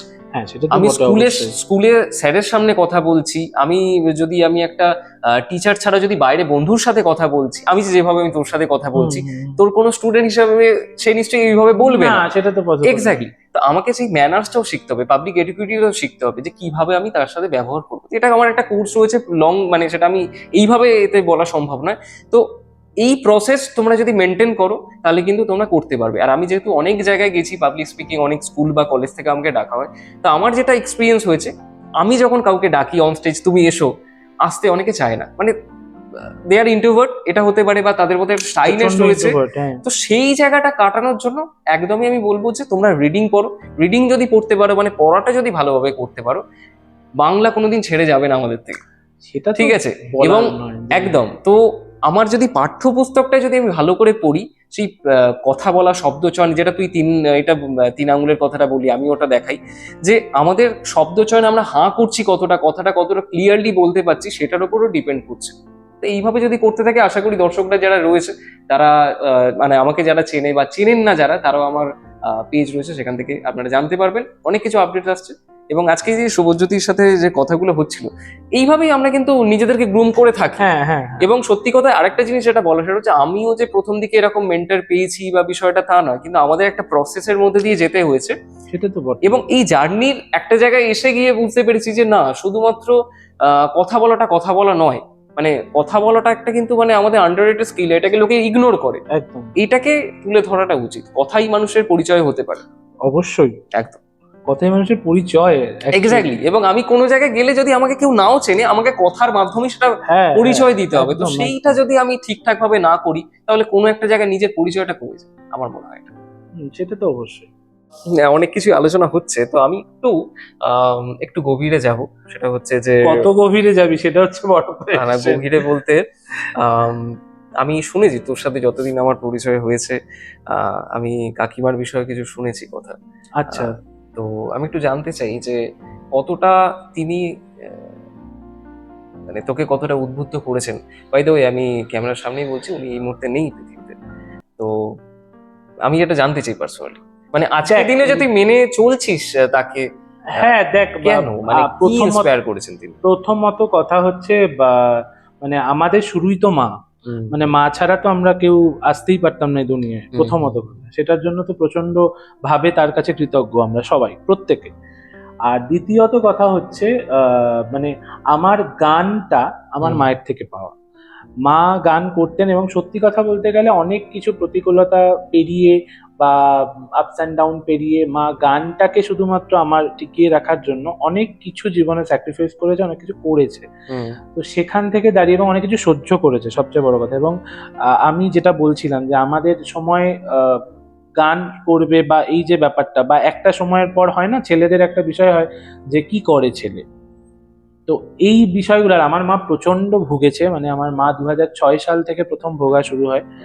মায়ের প্রথম ব্রেন টিউমার হয়। তারপর আস্তে আস্তে শরীর ভাঙতে থাকে, অনেক কিছু হুম, রোগ আসে। লাস্ট মা কিডনি এতে মারা যান। তো যাই হোক, যেটাই হয়ে যাক, তো সেক্ষেত্রে মায়ের ভূমিকাটা আমার জীবনে অনেকটা বড়। এবং মায়ের যুদ্ধটা নিজে দেখে বড় হয়েছি, যে বাড়িতে বা বাইরে যেভাবে হোক, মানে মাও আমার মতোই প্রচন্ড খোলামেলা মনের মানুষ ছিলেন এবং মিশতে পছন্দ করতেন। আমি সেই জিনিসটাই হুম, পেয়েছি আরো বেশি করে। তো সেক্ষেত্রে এইটা একটা ব্যাপার যে মায়ের থেকে অনেক কিছু শিখেছি। এবং সবচেয়ে বড় কথা, আমার ছোট থেকে বড় অবধি, মানে শেষ দিন অবধি মায়ের, আমার যদি বলিস যে আমার খুব কাছের বন্ধু, প্রিয় বন্ধুকে, আমি একমাত্র মাকেই বলবো। কারণ আমার যাই হয়েছে জীবনে, সেটা সবকিছু আমি প্রথম থেকে শেষ অবধি মায়ের সাথে মানে শেয়ার করেছি। সেটা আমার মানে প্রফেশনাল দিকে হোক, পার্সোনাল দিকে হোক, সবকিছু। মানে আমি যেদিন প্রথম প্রেমে পড়েছিলাম সেদিনও এসে আমি মাকেই প্রথম বলেছিলাম। তো ওই জন্য মানে ওই বিষয়টা, মানে ওই জন্য মা আমার লাইফে অনেকটা এবং অনেকের যেটা হয় যে ভীতি তৈরি হয় যে বাড়িতে বলতে পারবো না, বলা যাবে না, হুম, এই যে ব্যাপারটা, এটা আমি কোনোদিন না ফিল করিনি। মানে মা আমাকে এতটাই সেই আমাকে শুধু না, আমার দাদাকেও তাই। মানে দাদা যদিও অনেক বেশি চুপচাপ, অনেকটা ইন্ট্রোভার্ট, হুম, হুম, কিন্তু তাও দাদা আমাকে দুজনকেই মা সেই গার্ডটা দিয়ে রাখা বা সেই ব্যাপারটা শেয়ার, দাদারও সেম ব্যাপার, দাদারও সবকিছু মাকে শেয়ার করতো, সবকিছু বলতো। তো ওই জায়গা থেকে একটা, তো এমটিনেস আমাদের দুজনের লাইফেই আছে। আর যেহেতু আমাদের পর পর বাবা মায়ের চলে যাওয়া, মানে প্রথম বাবা তারপর মা, তো সেজন্য ওই এমটিনেসটা প্রচন্ড কাজ করে। তবে উদ্বুদ্ধ যদি বলিস তবে তো অবশ্যই, মানে আমার লাইফটাই তো মায়ের জন্য। তো আহ, সেখানে তো আর মানে আলাদা করে আর কিছু হুম, বলার থাকে না। তো এইটা একটা জায়গা। তবে হ্যাঁ, প্রতি মুহূর্তে এখনো মিস তো করি মানুষটাকে। কারণ মানে আমার সবকিছু বাড়ি, মানে ধর আজকে নতুন কেউ ভর্তি হয়েছে, গিয়ে বলা, বা ধর লাইফে নতুন কিছু ঘটছে সেটা গিয়ে শেয়ার করা, বা আজকে এই শোটা হয়েছে, বা আজকে এই শোটাতে গেছি, জানো তো আমাকে এটাই বলেছে, আমাকে সে সেটা বলেছে, এই গানটা অনেক ভালো হয়েছে, এরকম বলেছে। মানে এইগুলো মাকে, মানে ওই বলার জায়গাটা কোথাও গিয়ে হারিয়ে ফেলেছি। মানে এখন আর সেই বলাটা কাউকে বলে উঠতে পারি না। তো ওইটা একটা মিস করি প্রচন্ড। তো সেই জন্যই হয়তো মাকে প্রচন্ড মিস করি। বাট আইদার, মানে দেখ, জীবন তো জীবনের মতো চলবে, সবকিছুকেই মেনে নিতে হবে, মানিয়ে নিয়ে চলতে হবে। তবে আমরা খুব তাড়াতাড়ি অনাথ হয়েছি, এইটা আমাদের দুজনের লাইফেই প্রচন্ড একটা এর জায়গা, কষ্টের জায়গা। তো ঠিক আছে, ইটস ফাইন। মানে হয়তো এই কষ্টটা আছে বলেই শিল্প সত্তাটাকে আরো বেশি তুলে ধরতে পারছি, কারণ শিল্পী মানেই কষ্ট। তো মায়ের এইটা সাথে একটা কি ফ্যাক্ট। আলাদাভাবে কথা হয়, মানে কোনো রকম ফিলিংস? না, সেটা আমি কোনোদিন ফিল করিনি। তবে দেখ, মনে মনে তো সবসময় মানে তার সাথে তাকে জানানো, এই যে বললি জানানো যে বা বিষয়টা এই জানানো ব্যাপারটা, বা এটা কিছু তো হয়। দেখ, কিছু হলে বা কিছু না হলে, হুম, মানে হুম, দেখ আমার, মানে রাত্রিবেলা আমি মায়ের সাথেই শুতাম। মানে আমি আজ অব্দি যত, মানে হুম, মায়ের শেষ দিন পর্যন্ত হুম, আমি মায়ের সাথেই শুয়েছি। আমি কোনোদিন একা শুইনি, ঠিক আছে, এই হুম, এখন একা শুই। তো সেই জন্য মানে হয় না যে একটা বয়সের পর ছেলেমেয়েরা তাদের রুমে আলাদা থাকে, বা আমি কোনোদিন সেই ব্যাপারটা পাইনি। তো আমি মায়ের সাথেই শুয়েছি, যা গল্প মায়ের সাথে সব, তো ওই রাত্রিবেলা ওই সময়টা খুব মিস হয়। আর একটা যেটা বিষয় সেটা হচ্ছে মানে আমার খুব আমি লাকি বলে মনে করি, যেটা হচ্ছে আমি শেষ দিন অবধি মানে যতটা করার সেটা মাকে করতে পেরেছি। মানে মায়ের মাকে রেডি করা থেকে, মায়ের বাথরুম পরিষ্কার করা থেকে সবকিছু মানে শেষ দিন অবধি আমি সব করেছি। এটা আমার খুব বড় একটা পাওনা, যে মানে আজকালকার দিনে, এখনকার দিনে স্পেশালি আমি অনেক ভিডিওস দেখি যারা বাবা বা মাকে বৃদ্ধাশ্রমে দিয়ে চলে আসে। এটা আমার খুব খারাপ লাগার একটা জায়গা। কারণ আমি 2022 সাল বা 18 সালে, 18 মনে হয় মোস্ট প্রবাবলি, ওই পদক্ষেপ ফাউন্ডেশনের হাত ধরেই সেই বছর আমরা গেছিলাম একটা বৃদ্ধাশ্রমে। বিশ্বাস করুন ওখানকার যারা থাকেন না, আহ, প্রচন্ড কষ্টে থাকেন, এবং তাদের মধ্যে অনেক মহিলারা আছেন যারা 80+, 90+, তাদের ছেলেমেয়েরা হয়তো অনেক বছর আগে তাদের সেখানে দিয়ে গেছে, আজ হয়তো দেখাও করতে আসেন না। তো আমি এই সব ছেলে মেয়েদের প্রচন্ড মানে ঘেন্না করি, কারণ যার জন্য তোমরা পৃথিবীতে এসেছো তাদের তোমরা আজকে মানছো না। এটা ভেবে রেখো যে 20-30 বছর পর তোমাদের সাথেও কিন্তু সেটা করতে পারে। আমি অন্তত এটা বিশ্বাস করি যে ভগবান আছেন ওপরে। তো আজ তোমরা যেটা করছো বা করেছো, সেটা কিন্তু 20-30 বছর পর তোমাদের ছেলেমেয়েরাও সেটা দেখেই কিন্তু বড় হচ্ছে। তো তারাও কিন্তু তোমাদের সাথে সেটা করবে। তো ফলে সেটার জন্য বি প্রিপেয়ার্ড।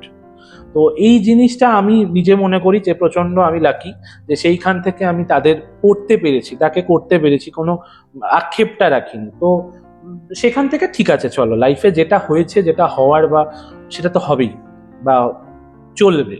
তো ঠিক আছে, তো এইটাই চলে। মানে মায়ের জন্য এটুকুই বলবো। আর মানে মায়ের জন্য এটুকুই বলার, মানে আমার অন ক্যামেরা বলার, মানে আমি এটা সবসময় ছবিতে মানে কোনো ছবি ছাড়লে বা কিছু করলে এটাই বলি, সেটা হচ্ছে তুমি নিজেও ভালো থেকো, সকলকে ভালো রেখো, এবং আমার প্রতিটা গানের প্রাণ সঞ্চার করো, এটুকুই বলবো। আর কি বলার হতে পারে। মানে আমরা একটু গম্ভীর হয়ে গেছি, একটু ইমোশনাল হয়ে গেছি। সব থেকে বড় বিষয় হচ্ছে যে শিক্ষা, মানে এটা তো ওই যেটা আমি বললাম, চ্যারিটি বিগিনস এট হোম, হ্যাঁ, এটা ঘর একদম থেকে একদম আসে। একদম আমি একদম। জীবনে কি হতে পারছি বা না পারছি সেটা ডিপেন্ড করছে আমি কোথা থেকে আমি নিজেকে তৈরি করছি। তো আমার মনে হয় যে তিনি যেখানেই থাকুক ভালো আছেন, অবশ্যই এবং সেখান থেকেই তোদের আশীর্বাদ করছে সব। অবশ্যই অবশ্যই। এটা আমার কিছু আর আর বলার নেই, সত্যি কথা বলতে ভালোবাসা। গেলে দেখ, মানে ভালোবাসা খারাপ যেটাই হোক না কেন, হুম, আমরা হুম, বাড়ি থেকেই শিখি, এবং মাদের থেকেই বেশি শিখি, কারণ হুম, বাবারা কতক্ষণ আমাদের সাথে থাকে, ঠিক। মানে মাদের সাথেই তো বেশি টাইমটা স্পেন্ড আমাদের। তো তাই মানে এই ভালো শিক্ষা বল, খারাপ শিক্ষা বল, যেটাই হোক আমরা বাড়ি থেকেই পাই। ছেলেদের কাছে তো মায়েরই একটা আলাদা একদম, জায়গা রয়েছে, স্পেশালি স্নেহ ছেলেদের রয়েছে। কাছে তো একদম অবশ্যই, মেয়েদের ভালোবাসা কাছে যেমন রয়েছে। বাবার এটা বেশি একদম থাকে শুনেছি, একদম। ছেলেদের কাছে অবশ্যই মায়ের একটা আলাদা জায়গা থাকে। হুম, হুম। তো এটা আজীবন থাকবে, আর আমার কাছে স্পেশালি আছে, কারণ আমার সত্যি কথা বলতে গেলে মানে বাবার সাথে আমার আদায় কাজ করার সম্পর্ক ছিল চিরজীবন।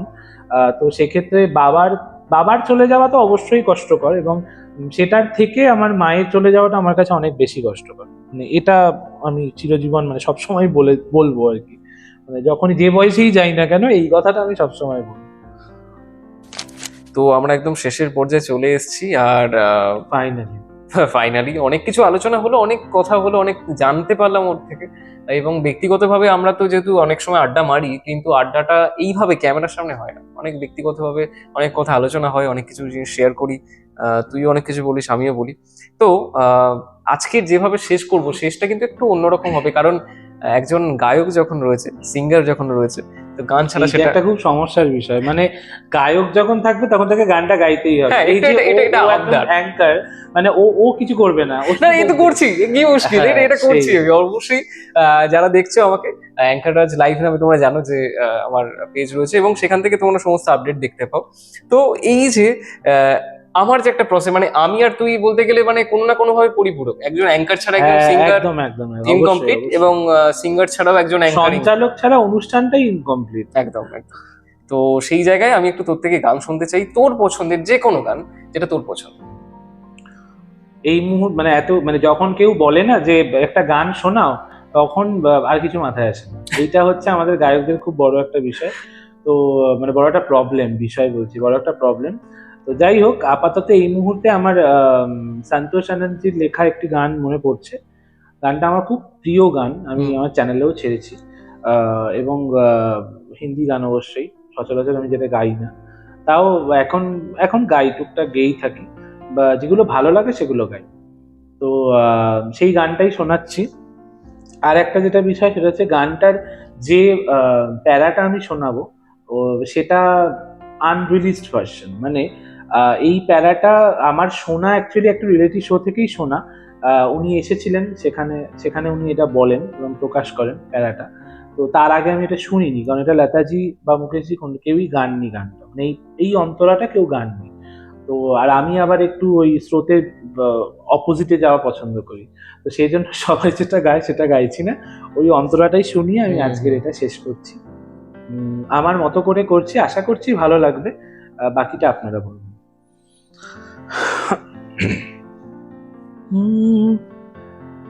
तुम साथ न दो मेरा, चलना मुझे आता है, हर राग से वाकिफ हूँ, जलना मुझे आता है, तदबीर के हाथों से तकदीर बनानी है, जिंदगी और कुछ भी नहीं, तेरी मेरी कहानी है, एक प्यार का नगमा है, मौजों की रवानी है, जिंदगी और कुछ भी नहीं, तेरी मेरी कहानी है, एक प्यार का नगमा है। Thank you. क्या बात है, क्या बात है। আশা করি দর্শক যারা রয়েছেন তারা ওখান থেকে হাততালি দিচ্ছেন। অসাধারণ, মানে এটা তো খুবই পরিচিত Thank একটি you. গান এবং হ্যাঁ, খুব চেনা গান, চেনা জানা গান, এবং এটা মানে বহু দশক ধরে চলছে, তো খুব কাছের একটা গান আমার মনে হয়। আচ্ছা, তো থ্যাংক ইউ সো মাচ আমাকে এখানে ডাকার জন্য। আর যেটা বলার সেটা হচ্ছে শুরুটা ও করেছিল, শেষটা আমি করছি। আবারও ধন্যবাদ ওই চ্যানেলের আমাকে ডাকার জন্য, রোড ম্যাপ অফ অ্যাস্থেটিক্যাল জার্নি। রাজ যার সঞ্চালক এবং পুরো দায়িত্বই ও একা নিয়ে নিয়েছে, এবং আজকে যে অনুষ্ঠানটা হলো বা যা হলো সবটাই ওর কৃতিত্ব। যা বাই ফোন যেটুকু যা কথা হয়েছে সেটুকু হয়েছে, আইদার সবকিছু ওর কৃতিত্ব। তো থ্যাংক ইউ সো মাচ। এবং এর আগেও অনেকে এসেছে, আগামী দিনেও আরো অনেকে আসবে, তো আমাকে সেই জায়গাটুকু দেওয়ার জন্য অনেক ধন্যবাদ।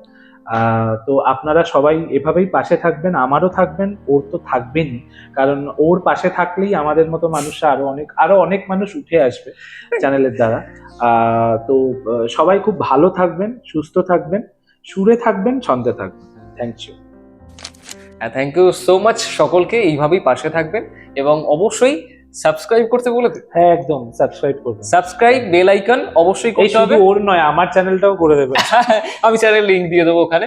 এবং পাশে থাকবেন, কারণ এখনো পর্যন্ত যারা যারা এসেছেন তাদের থেকে আমরা যতটা সমৃদ্ধ হতে পেরেছি। আমার যেমন প্রত্যেকটা জায়গাতে আমি বলে থাকি যে খাতা পেন নিয়ে তোমরা বসো, অ্যাকচুয়ালি ইয়াং ইউথদের জন্য এটা দরকার যে কি শিখতে পারছো সেটা নোট ডাউন করো, কমেন্ট বক্সে জানাও। এবং আমরা চাইবো যে পরবর্তীকালেও যাদেরকে নিয়ে আসা যায় তাদের থেকেও তোমরা যেন উপকৃত হতে পারো, শিখতে পারো। ও যেভাবে জার্নি শুরু করেছিল আজকে যে জায়গায় ও দাঁড়িয়েছে, তো নিজের চেষ্টায় সেইভাবে তোমরা যেন নিজের চেষ্টায় আজকে নিজেদের উচ্চতায় যেন পৌঁছতে পারো। থ্যাংক ইউ সো মাচ, ভালো থেকো সকলে। অবশ্যই কিন্তু সাবস্ক্রাইব করো, বেল আইকন এ করে রেখো, অন করে রেখো, কারণ অনেক অনেক অনেক ভিডিও, ইম্পর্টেন্ট ভিডিও আসছে তোমাদের জন্য। Thank you.